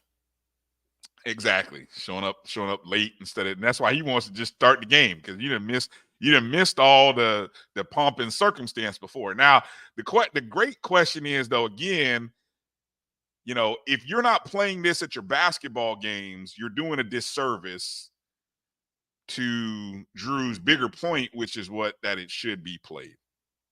Okay. Yeah. Where were we going after that? Jesus, I had lost track. Okay, a couple of coaching things here. Okay, a couple of coaching news and notes that we got to get to. First off, this one kind of didn't get as much buzz as the one that happened over the weekend, but earlier this week, Florida Memorial selected Kevin Herrod to lead its women's basketball program. Florida Memorial, proud to announce, I'm reading right here from FMUathletics.com. Florida Memorial University is proud to announce Kevin Herrod as the new head coach for the women's program. With a remarkable 17-year coaching career and a legacy of success, Herrod is set to lead the South Florida-based program to new heights. Quote from Coach Herrod: I am deeply grateful for this opportunity. I want to extend my heartfelt thanks to A.D. Horn, that's Jason Horn, Brentwood Partners, the search firm, and the FMU athletic leaders for their confidence in me. Their support is instrumental in our shared vision for the future of FMU women's basketball. The last 2 seasons, Coach Herrod had been at Langston University. This past year at Langston, he had a record of 24-8, a second place finish of 17-5 in the Sooner Conference, and a trip to the NAIA National Tournament. Now,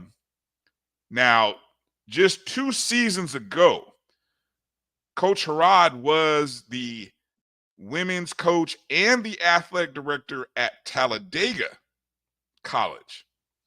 So he and Coach Chris Wright left Talladega and came to Langston. Coach Herrod had to do a little bit of a rebuild his first year at Langston, but he got it right the second year. During the 8 seasons in which Herrod was at Talladega, he had a 171-68 win-loss record, making him the most successful HBCU women's head coach during that time span. He won multiple GCAC regular season and tournament conference championships during that time span. And just 2 seasons ago, Drew, Florida Memorial, was it Stanback? Stanback was Yes. Gregory, I think his first name was Gregory Stanback. He had Correct. been the coach at Florida Memorial for like 16 years. for a 16, minute. I think. Yeah, for a good while. Yeah. And he built a really great program, still is a great program at Florida Memorial. And so he stepped down 2 seasons ago. And what do you think of the hire? I love the hire. I thought great hire. I love it. I love the hire. Obviously, the question when you go from Alabama to Oklahoma to Florida in basically a 4-year span, what's your recruiting going to be like? Can he recruit Florida? Because in order for you to be successful at Florida Memorial, you're going to have to recruit the state, because there is plenty of talent within the state of Florida. And does that mean anything as far as our other HBCUs are concerned in the state of Florida, starting with Edward Waters on the Division II level, and then Florida A&M and the School on the Beach on the Division I level? Does that impact them as far as getting that level of recruit to an HBCU? Within the state of Florida, four good HBCU women's basketball programs are existing, rising, and being built. The state of Florida, very challenging at their all level. I obviously, we think the world of our coach over at Edward Waters, Bethune and Pham. We know what they're doing in the SWAC. And then I think Harad is going to do a great job at Florida Memorial. So yeah, and there is synergy there. Coach the AD Jason Horn, when he was at Xavier, he's very familiar. He used to work with Harad as sort of what's the word? They were on the athletics council together. They were athletics council, had worked together. One at Talladega, one at Xavier, exactly, when they were both in the GCAC. So there's familiarity there, and you're getting a proven winner. And I think I saw a tweet from Coach Rod. He's ready to get to work. He's excited. So that news happened on the 2nd of April. The big news that happened over the weekend is women's basketball again. Still talking women's basketball, was the resignation by Dawn Thornton at UAPB, and then hours later, the announcement that she was going to be hired at Alabama A&M to be, let me see. Now, the press release says she is the 5th head women's basketball coach since becoming a member of the SWAC and joining Division I. Okay, so that's right. For those of you who don't remember, Alabama A&M had some history in the Division II and SIAC. Mm-hmm. Yes. So Thornton, who has experience at the D1 and D2 level as a head women's coach. She has compiled a 102-59 overall record in 9 seasons at Prairie View A&M, Shorter, and UAPB. This past season, UAPB had, I believe, a record season in which they finished 17-16 overall, 12-7 in conference play. We know she has had success while she was at UAPB. They had wins over Arkansas, wins over SMU and McNeese State during her time at UAPB.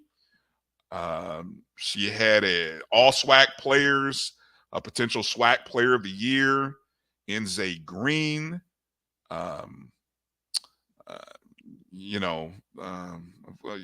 It's a lot. Let me see. I'm looking over here at the time let's see. I believe she took Prairie View. Let's see. I'm reading here. She served at Prairie View from 2014 to 16. She captured the program's 4th consecutive SWAC tournament title. And they got to the NCAA tournament in 2014, where she was named HBCU Digest Female Coach of the Year.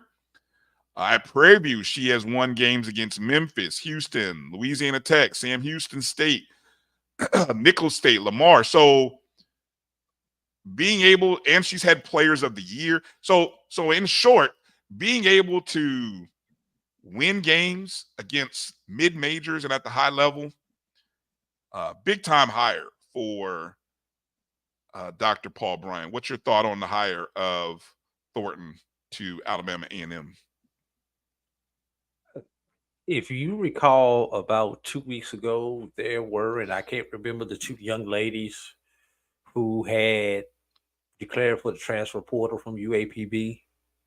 I cannot remember who their names are off the top I know of my Maya head. Pete. Maya Pete was one of them. She's Right. their center. I think she's like 6'6". I think she is Something like that. Yeah. But I wonder if they will follow her to Alabama A&M, along with Zay Green said she was coming back. Is Zay Green going to stay at UAPB now that her coach is gone? Will she follow her coach to Alabama A&M, or will she just hit the portal in general? I tweeted something out between the girls that are at Alabama A&M. There were some significant players at Alabama A&M, including Simmons. If Thornton can re-recruit the top players from Alabama A&M who left, and some of those girls from UAPB over to Alabama A&M, Alabama A&M instantly becomes a challenger to Jackson State. Instantly. So I agree. I know. I mean, look, let's keep it real. I mean, if Zay Green, I saw Edwin say Zay is apparently, he said Zay and Mia are likely headed to Normal. What is Normal? Normal, what is that? Normal where? Normal Alabama. Normal Alabama. Who's in Normal Alabama? Alabama A&M is in Normal Alabama. I thought they were in Huntsville. Nope. It is Normal Alabama. It is Normal Alabama. Wait a minute. So what's Huntsville? What is Huntsville? I'm okay. See, okay. Thank you. There's a post office in Normal Alabama. Jeez Louise. Where Alabama A&M receives its mail. Holy cow! So it is in Normal Alabama. Thank you for the education on postal zip codes and school locations. So anyway, so Normal must sit right outside Huntsville, I guess, right? I got it. Thank you. Just like all HBCUs used to be, normal schools. So I guess they just decided to name the whole town Normal. I don't know. I'm just guessing. All right. I got you. So yeah, no, look, that's interesting. You know, that's where things are these days. If Thornton is coming over and she's able to recruit and bring over a couple of those girls who know her system, and again, if the girls who left A&M, if they are recruited back, instant contender. And it'll be interesting to see. It'll be interesting to see what they do. Speaking of SWAC coaches, has Coach Reed, is she still a free agent, or has the presumed, I remember there was an article earlier in the last week that there was a sources were saying that a deal 4 years totaling $1 million was in the works for Tamika Reed. Has that happened yet? I don't know. You know, I got a few Jackson State people in there. Is that official? Is she still in hunt for what was the job that she was interviewing? Well, she's not up for the Tulane job. Has Tennessee it was named the coach yet? Tulane. They mentioned Tennessee. I mean, there's a few of them that have been out there. Brian, I know her name was interested. When she inks a contract, somewhere besides Jackson, Mississippi, then I will follow this story. Right now, it's just too much. Somebody said the Tennessee job was filled. Who'd they fill the job with? Who got the Tennessee job? Oh, they hired a coach today. Okay, see, look, I love the fact that you guys are on it. She's still a free agent. Wink, wink. Hey, I don't know who I would be talking to her agent. If I'm a school, look, I would be talking to her. You know, you guys keep saying that. I know Edwin says she's not leaving. The coach from Marshall. See that again? You can't. This is. I want to be clear on this. I want to make sure I'm clear as you know, crystal. I'm not advocating or wanting Tamika Reed to leave Jackson State.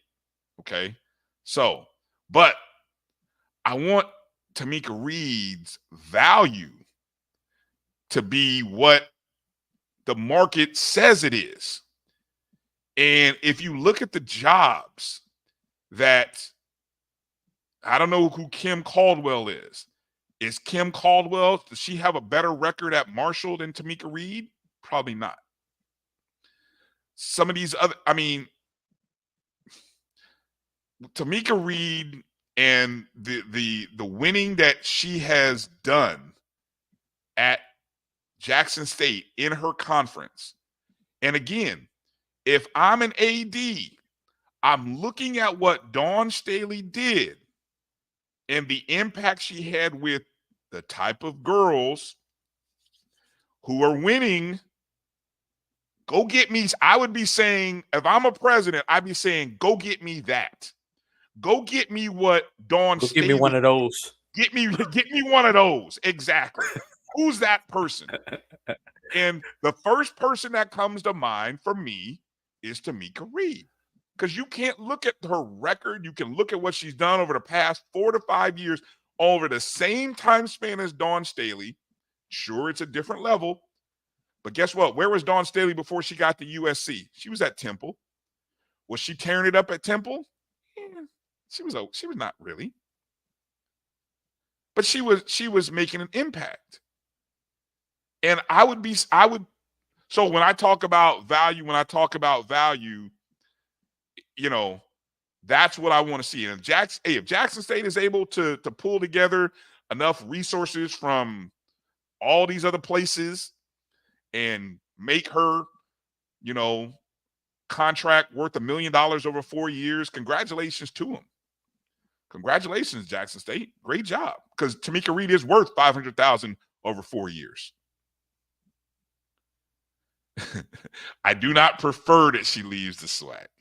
I mean, I do look, not even from a competitive advantage, because I want our coach to beat, you know, Jackson State at their best. You know, that day is coming, Israel. Don't worry about it. It's coming. Okay, we coming for y'all. But I want her value, because a rising tide lifts all boats. So, you know, now, again, where are we getting all the money from? I don't know. You know, that's a bigger question. But we've had this discussion, Drew, on the ONG as it relates to men's basketball. There's nothing wrong with if you build your program the right way. And I'm talking the ancillary things around the program. Your program can become a stepping stone for bigger and better things for that coach. Okay. And I don't think that's a bad thing. I think we have to, if we have to get out of our head until the resources change, I don't know. This is a different discussion, Drew. I don't even want to get into it, but I'm just asking the question.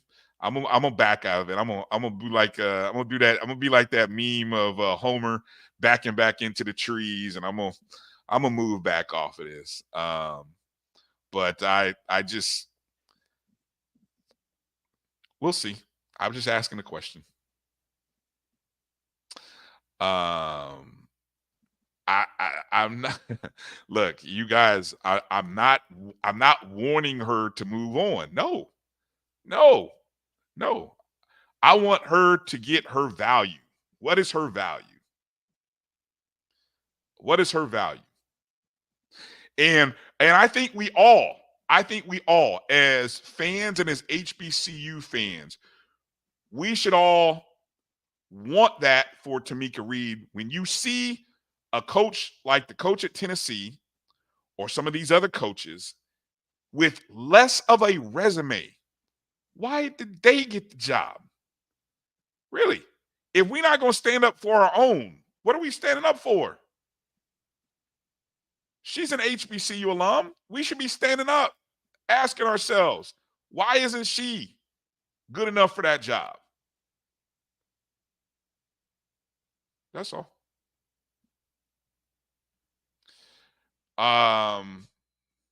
Lies you tell, HBCU man talk. I tell you what is colder, that green. That green is colder. It ain't about the white ice. It's that green. That green is colder. You can say it ain't. Look, anybody that tells you, Drew, it ain't about the money, it's about the money. They lying to you. They lying to you. That's all right. No, I'm not going to take a commercial break because we're almost done with this show. Doggone it, Jeremiah.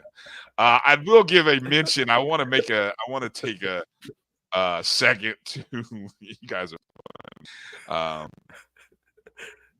Let me make mention. I saw we got to give our credit and props to another coach here who another SWAC coach. This isn't about hiring or anything like that. But we got to give some props to Grambling State basketball coach Dante Jackson here. If I can pull up the story here. God dog it. Reading from HBCUSports.com from earlier in the week. Jackson was awarded the Ben Jobe Coach of the Year award by collegeinsider.com, named as the best NCAA Division I minority college basketball coach.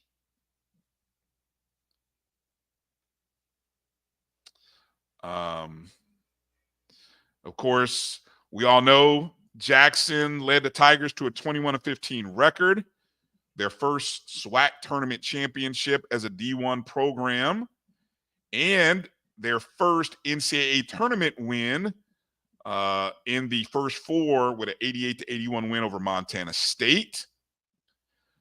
Jackson, who had previously coached at Central State as well as Stillman, he is 120-102 in 7 seasons at Grambling, including an 81-42 mark in conference play. For those who don't know, the Ben Jobe Coach of the Year Award is named for the late Dr. Ben Jobe, who studied under the legendary John McClendon and was a successful head coach of his own. He led a 14-seed Southern to an upset over number 3 Georgia Tech back in 1993. Jobe won 424 games coaching in the NCAA and NAIA levels. So congratulations to Coach Jackson. I believe the previous winner of that award was Norfolk State's head coach, Coach Jones, if I'm not mistaken.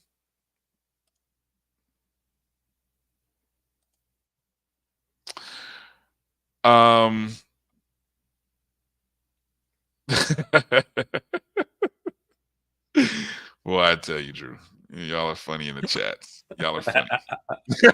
I love y'all, man. Y'all are funny. I love how we just draw parallels to just random boy. Just the randomness that y'all want to pull together. It's funny. This is funny. Jeremiah, you be doing the most. Let me see. What else did we kind of have? Shout out to Southern University earlier in the week with a big win over LSU. On the road at LSU, went across town in Baton Rouge to get that win. I know a couple of Florida HBCUs played some good games. I know FAMU played a good game against University of Florida. Bethune-Cookman played Florida State. I know FAMU lost by 3. I never did see. Did you ever see the final score of the Bethune-Florida State game, Drew? No, but I know it was also a close game, and Bethune had their chance to win, to maintain the lead in that game. I think they just had like maybe one bad inning that cost them in that game. Similar to what happened to FAMU. FAMU had one bad inning, and it kind of where it had like a 4-run inning or whatever. But other than that, I think they had a lead a couple times by like more than one run, like a couple of 2 or 3 run lead. At a couple points in their game. So and speaking of those games, some people are saying that that those big schools are throwing their midweek guys against us. We shouldn't be proud of it. Who the hell you think we throwing? You think we throwing our Friday starter against Southern or against UF? Right. We throwing a 2-week or a 2-way or a midweek guy. So, bitch me with that. Bitch me with that garbage, man. Yeah. And I think it's because of I guarantee you, that midweek guy, I guarantee you that midweek guy throws harder than our midweek guy. Yeah, and sometimes, who knows, that's the difference. But it's also, but guess what is equal? They're 1 through 9 and our 1 through 9. Like, for example, maybe with the exception of our 1 through 9, our Friday 1 through 9 is not playing, just like their Friday 1 through 9 is not playing in those games. Oh, yeah, There's gonna be some mixture. You're gonna have some starters. Yeah, but for most of you're gonna have some starters and some. For most of FAMU, I can't speak for Bethune and LSU, and I know Edwin, you could probably tell better for Southern, but I know for FAM, maybe with the exception of one starter, the 1 through 9s that normally play were there. Yeah, what do you say? LSU only had 4 hits against Southern. Yeah, it looks like Southern, their normal guys played. And what's interesting about that, Drew, is they played that game on a Monday following a weekend series, right? So there was like, there was no both teams played on a Monday after weekend series. Yeah. So both teams were at the same disadvantage. Right. All right. Appreciate you, them boys. Last note here, Drew, before we get out of here. St. Augustine. I've got a couple of notes. I've got a couple of notes also that I wanted to get off. Oh, go ahead, because I know you had wanted to talk about the St. Augustine. So go ahead with your notes, and then maybe we can get out of here. I gotta do some stuff. Yeah.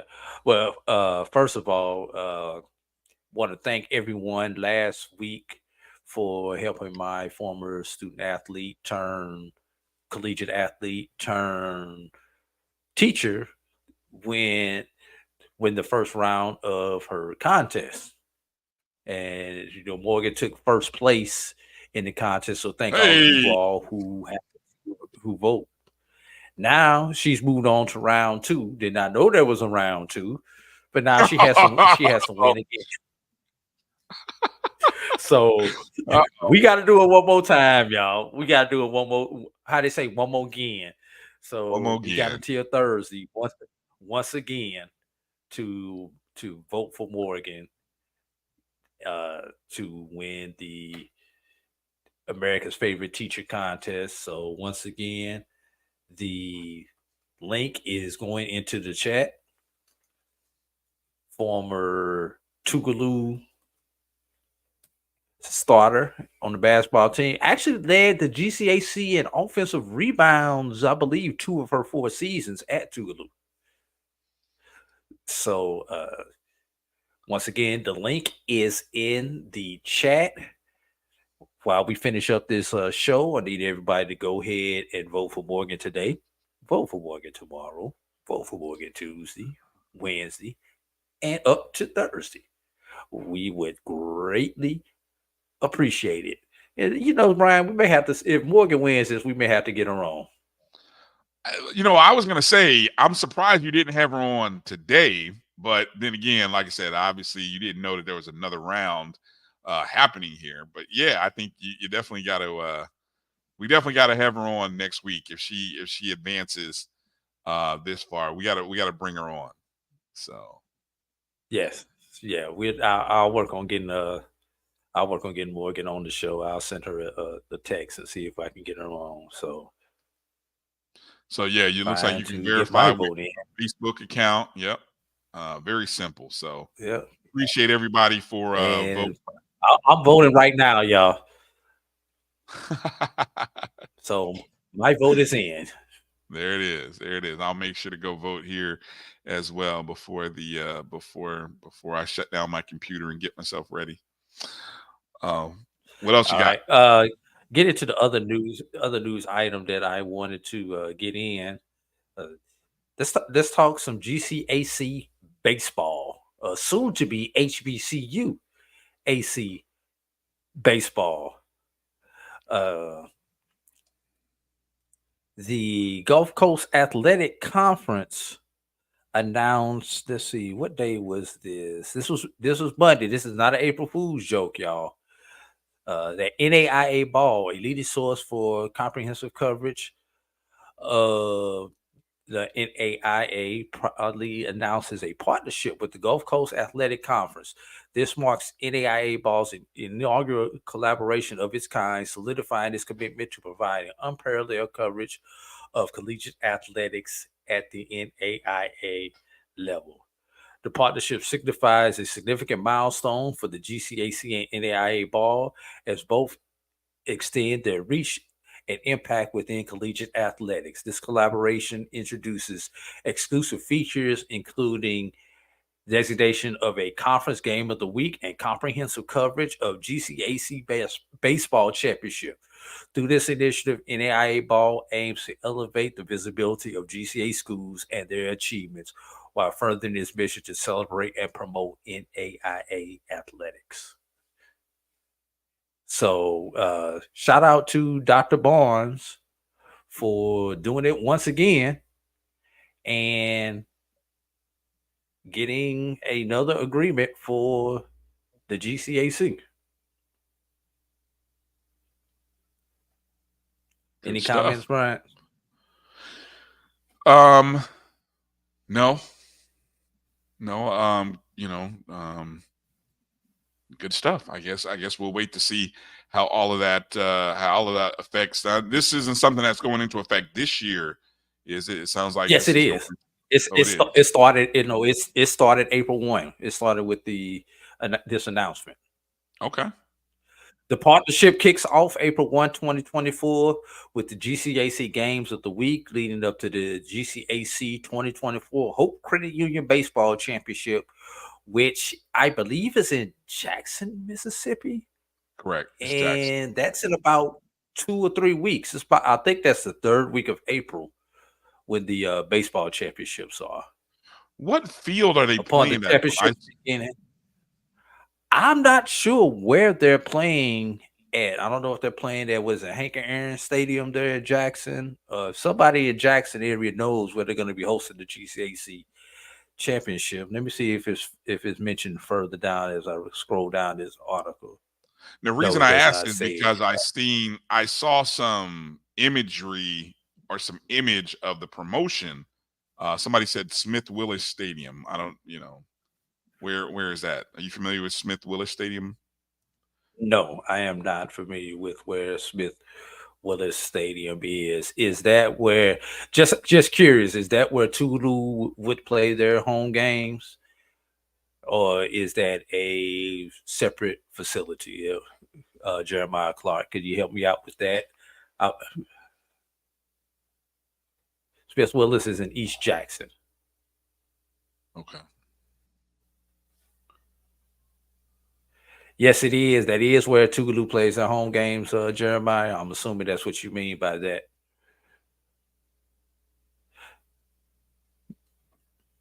Mississippi Braves play there, according to Christopher Dukes.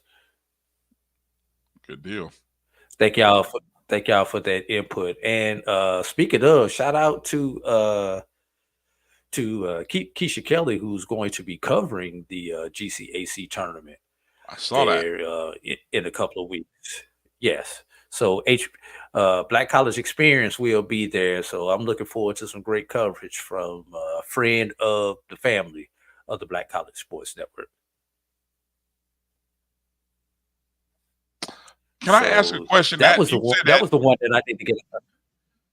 Go ahead. That was on April 1st. You mentioned that. I don't like reading news that happens on April 1st, obviously, because that's April Fool's Day. So somebody tell me whether this is true. I don't think it was, but I saw a tweet go out April 1st, and I haven't followed up on it in the days since. And I'm assuming maybe it was an April Fool's thing, but maybe not. This coming from a tweet via Reddit FCS.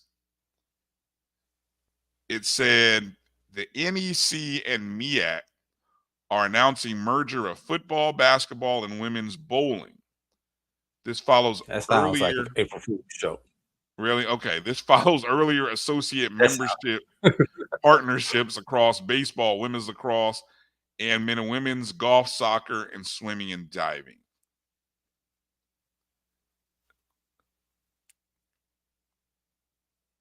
Real or false? I haven't seen anything. You think it's false? I haven't seen anything about it since, so I got to believe that was an April Fool's thing. Yes. Now, good and doggone well, Sonya would have came out and with something on that. This could be an early announcement, Drew. I mean, looking at the site, this, obviously maybe the details are still being worked on. I don't know. Yeah. All right. Okay. Anyway, moving on to some real stories. Fake news. All right, appreciate that we know are true. Yeah. Fake news. Moving on to a story that we know is true. How about Anthony Roy and Turudeen making the NAIA All-American teams? Roy was named on the first team and capped off a banner year for the Lions after being named Sooner Athletic Conference Player of the Year, Newcomer of the Year, First Team All-SAC, and the NAIA All-Tournament Team. And the junior guard averaged 18.4 points a game, along with 4.8 rebounds. And Turudeen was named to the NAIA All-American Third Team. He was first team All-SAC.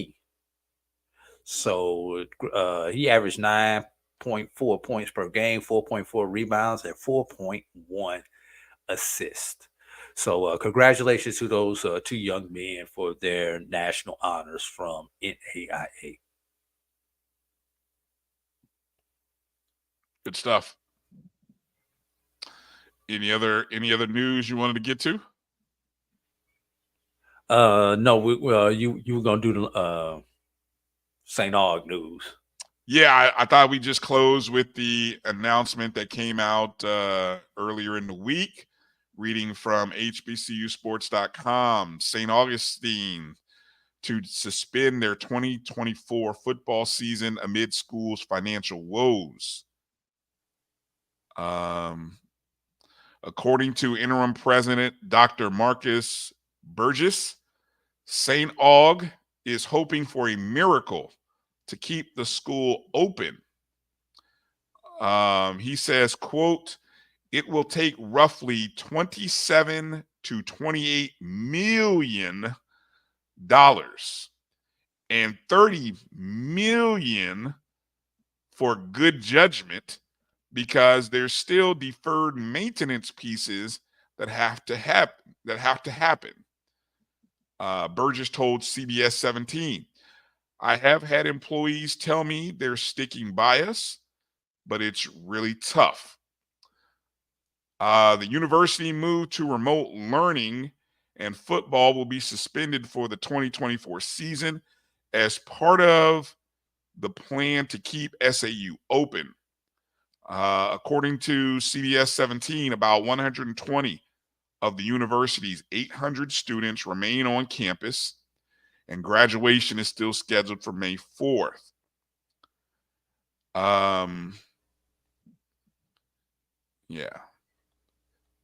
St. Aug is part of the CIAA. Was part of the CIAA. Wait a minute. Okay. Are they if they're going to drop athletics, they're private. Okay. I don't know. Again, this doesn't say athletics. This was about football, but you can kind of go with. I'm pretty sure they're going to wind up having to drop all athletics. And let's be real. How does that affect the CIAA overall and scheduling and things of that nature? Well, first of all, about 2-3 weeks ago, the CIAA told everybody to find a replacement for St. Augustine's on their schedule. Okay. So I am curious to see how that's going to affect the what am I trying to say? The divisional format. Because now you have odd divisions. Mm-hmm. Because now you have 6 in the north and 5 in the south. Right. So it's going to be interesting with the divisional format that they have in the CIAA. So, is there any? We've seen.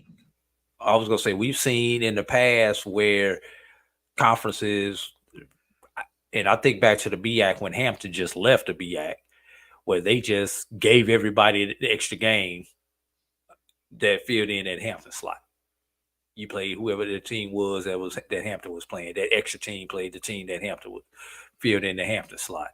So we've seen those type things, but they're leaving. So it looks like they're leaving it up to the schools to fill in some games. I'm kind of hoping that maybe because of this, we could see a couple of more SIAC CIAA crossovers, because with the SIAC also having an odd number of teams, there is an SIAC team every week that does not have a conference game. Now, I don't know how far the SIAC was into their schedule before this was done, but I'm hoping maybe we can get a couple more crossover games with the SIAC team who is off that particular week. So that's one thing. The other thing is I'm hoping that they do not go the way of what St. Paul's did, but about 15 years ago, St. Paul's College did about 15 years ago when they shut down, and hopefully they can do more like a Morris Brown. Yeah, it may be painful. You may get down to very few students, cut all athletics, cut everything out, go to an online school and rebuild it from there, just so we do not lose another HBCU. We've seen Morris Brown come back. We've seen Knoxville College come back. We've seen Selma University hold on. So let's hope that they can figure out enough cost cutting and belt tightening, and most importantly, Brian, get the accreditation stuff handled, because we don't want to wait 20 years for St. Augustine's to come back. We need to have this happen sooner than later. Yes, Fisk is another example of a school that was close to closing, but was able to come back. So any of these schools like that, let's just pray for them. If you have a couple of extra dollars, and I'm almost hesitant to say send it over there, because I'm just being real. There's a reason why you're in this mess. Sure. There is a reason why we're in this mess. So the question is, do we fix the problem and figure out how we got there later? Or do we give them some assistance in fixing the problem so that they can fix it? That's a personal choice. Have we heard you one way or the other? Have we heard anything about SAU and how they're raising? Have you heard how they're trying to raise $30 million? Has there been any kind of? Have you heard anything? Has there been any kind of formal announcements, or hey, we're doing a Save St. Aug Fund telethon drive or something? I don't know. I've seen a couple of St. Aug alumnus on different social medias trying to encourage, first of all alums of St. Augustine's to band together and to donate what they can, and then asking just HBCU alums in general to donate what they can to the program. So, and I do know, I've got one good friend that I know that he's a St. Augustine alum, but he's an old school St. Augustine. I think he was back in the 80s when he graduated.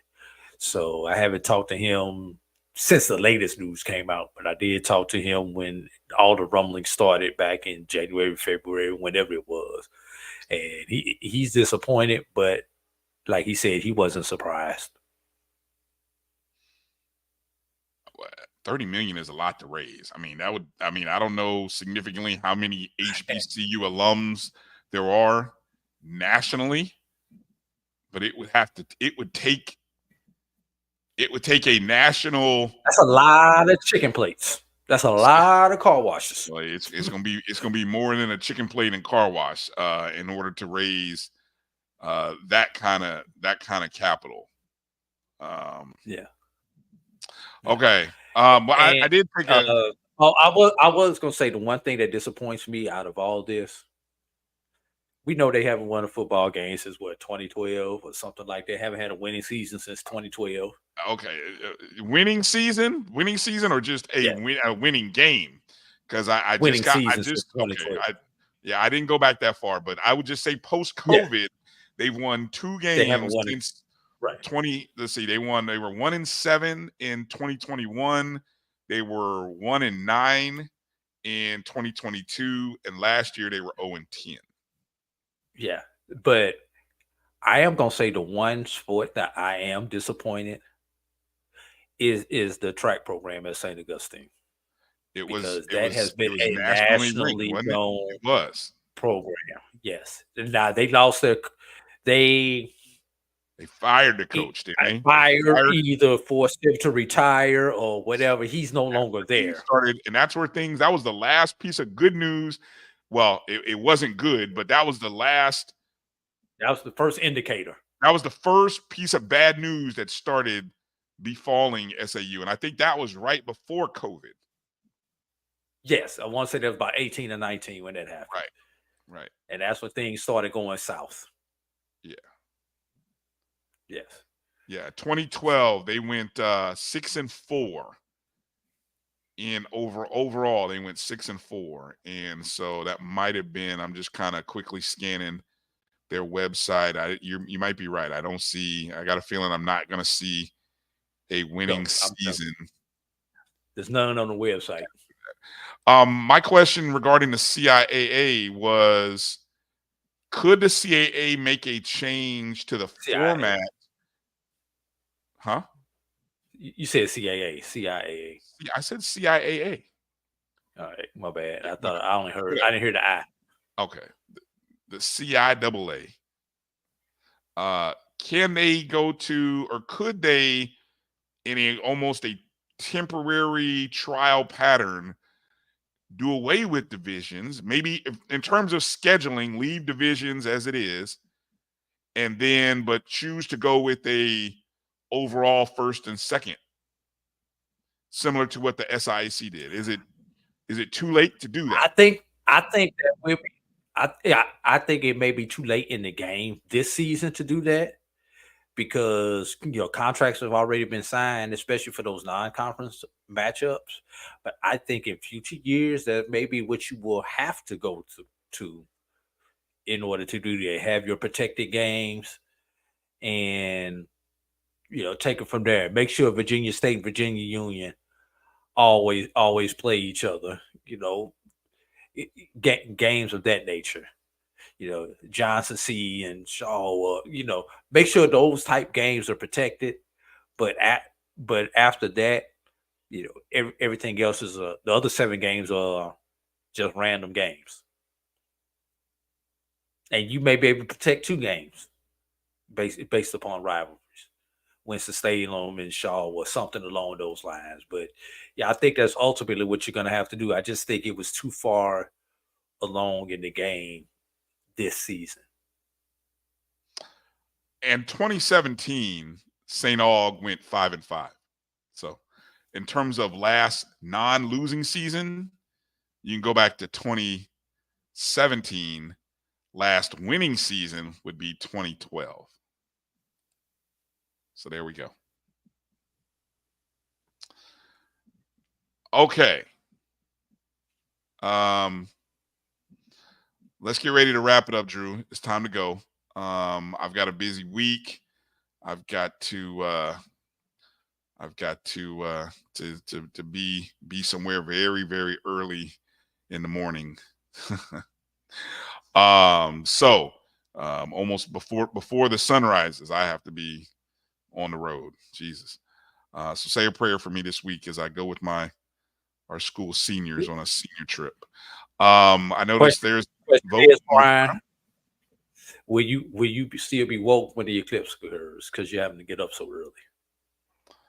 You mean will I be driving still when the sun with that? That's the big question. Will I? God, dog, 4 o'clock in the morning. Where y'all driving to? Alaska? The North Carolina, Tennessee region, somewhere up in there. The Smoky Mountains? Close to it. Not exactly there, but close to it. Yeah. So, yeah, in short, that's where I'll be. That's where I got to go. And it's like, yeah.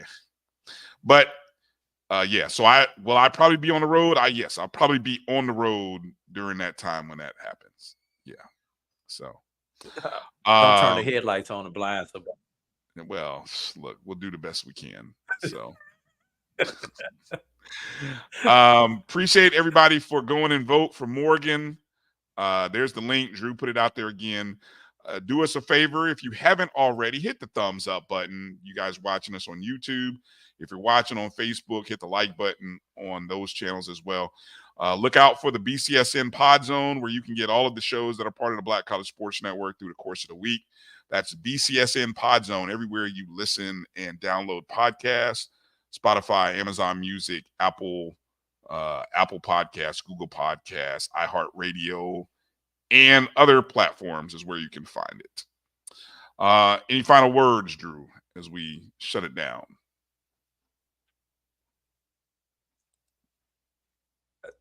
Since you're going to be gone, I'm going to be sitting in for you on the ONG Strike Zone on Wednesday. So great day. I'll just put it out there. Come spend my birthday with me on the ONG Strike Zone on Wednesday. How about that? There you go. Wednesday birthday show. Another year around the sun on Wednesday. Exactly. Yes. Wednesday birthday show with Drew. Hey, and I promise you I will wait till after the show to start any libations. There you go. Spring football updates next week, because I know there were a host of schools that had their spring footballs this past weekend, and I'm sure there'll be more next weekend. I know FAMU has theirs next weekend, so I'll hopefully be in Tallahassee next weekend for that, and we'll see what else is going on. So I'm trying to keep my job. So let me just put it like that. Anybody that's doing anything that's going to cost me my job, they got to go. That's all I'm going to say. So what they do when I'm asleep, I can't be responsible, but if they get caught, they get caught. That's on them. But I'm not losing my job over no horny 17-year-old kid. That's all I'm going to say. hey, hold it. Wait till you graduate. Whatever's going on, hold it for 2 months, and then you can have at it. 6 more weeks. That's all you got to do. 6 more weeks. That's all you got to do. That's all. Brian, just don't even say anything else. Just remember when they look at 6 more weeks. What you talking about, Coach Fulford? 6 more weeks. Just give me 6 more weeks, y'all. 6 more weeks. That's all I ask. All right, let's get out of here. Appreciate everybody for watching tonight. Hit the thumbs up. Hit the like. Make sure you're following everywhere at MyBCSN1, the number 1, and make sure you are subscribed. Go check out the podcast and such. Men's championship game tomorrow night, Purdue, UConn. Final word. Who you got, Purdue? Who you got, Drew? Purdue or UConn? Last word. Something about them Hurleys, man. Can't go get some Hurleys. Hurley. Oh, I'm going Purdue. Just for the hell of it. Why not? It's the only way I can win one of my brackets. One of my brackets that I have some money invested in, I got to have Purdue win because I'm assuming a lot of other people chose UConn. So I got a feeling I can finish in the top 250, which will win me some money if Purdue wins. So I'm going Purdue. After I saw what UConn did to Illinois, I'm not going against them this year. A 30-0 run. Nah, Illinois didn't have Zach Edey. But anyway.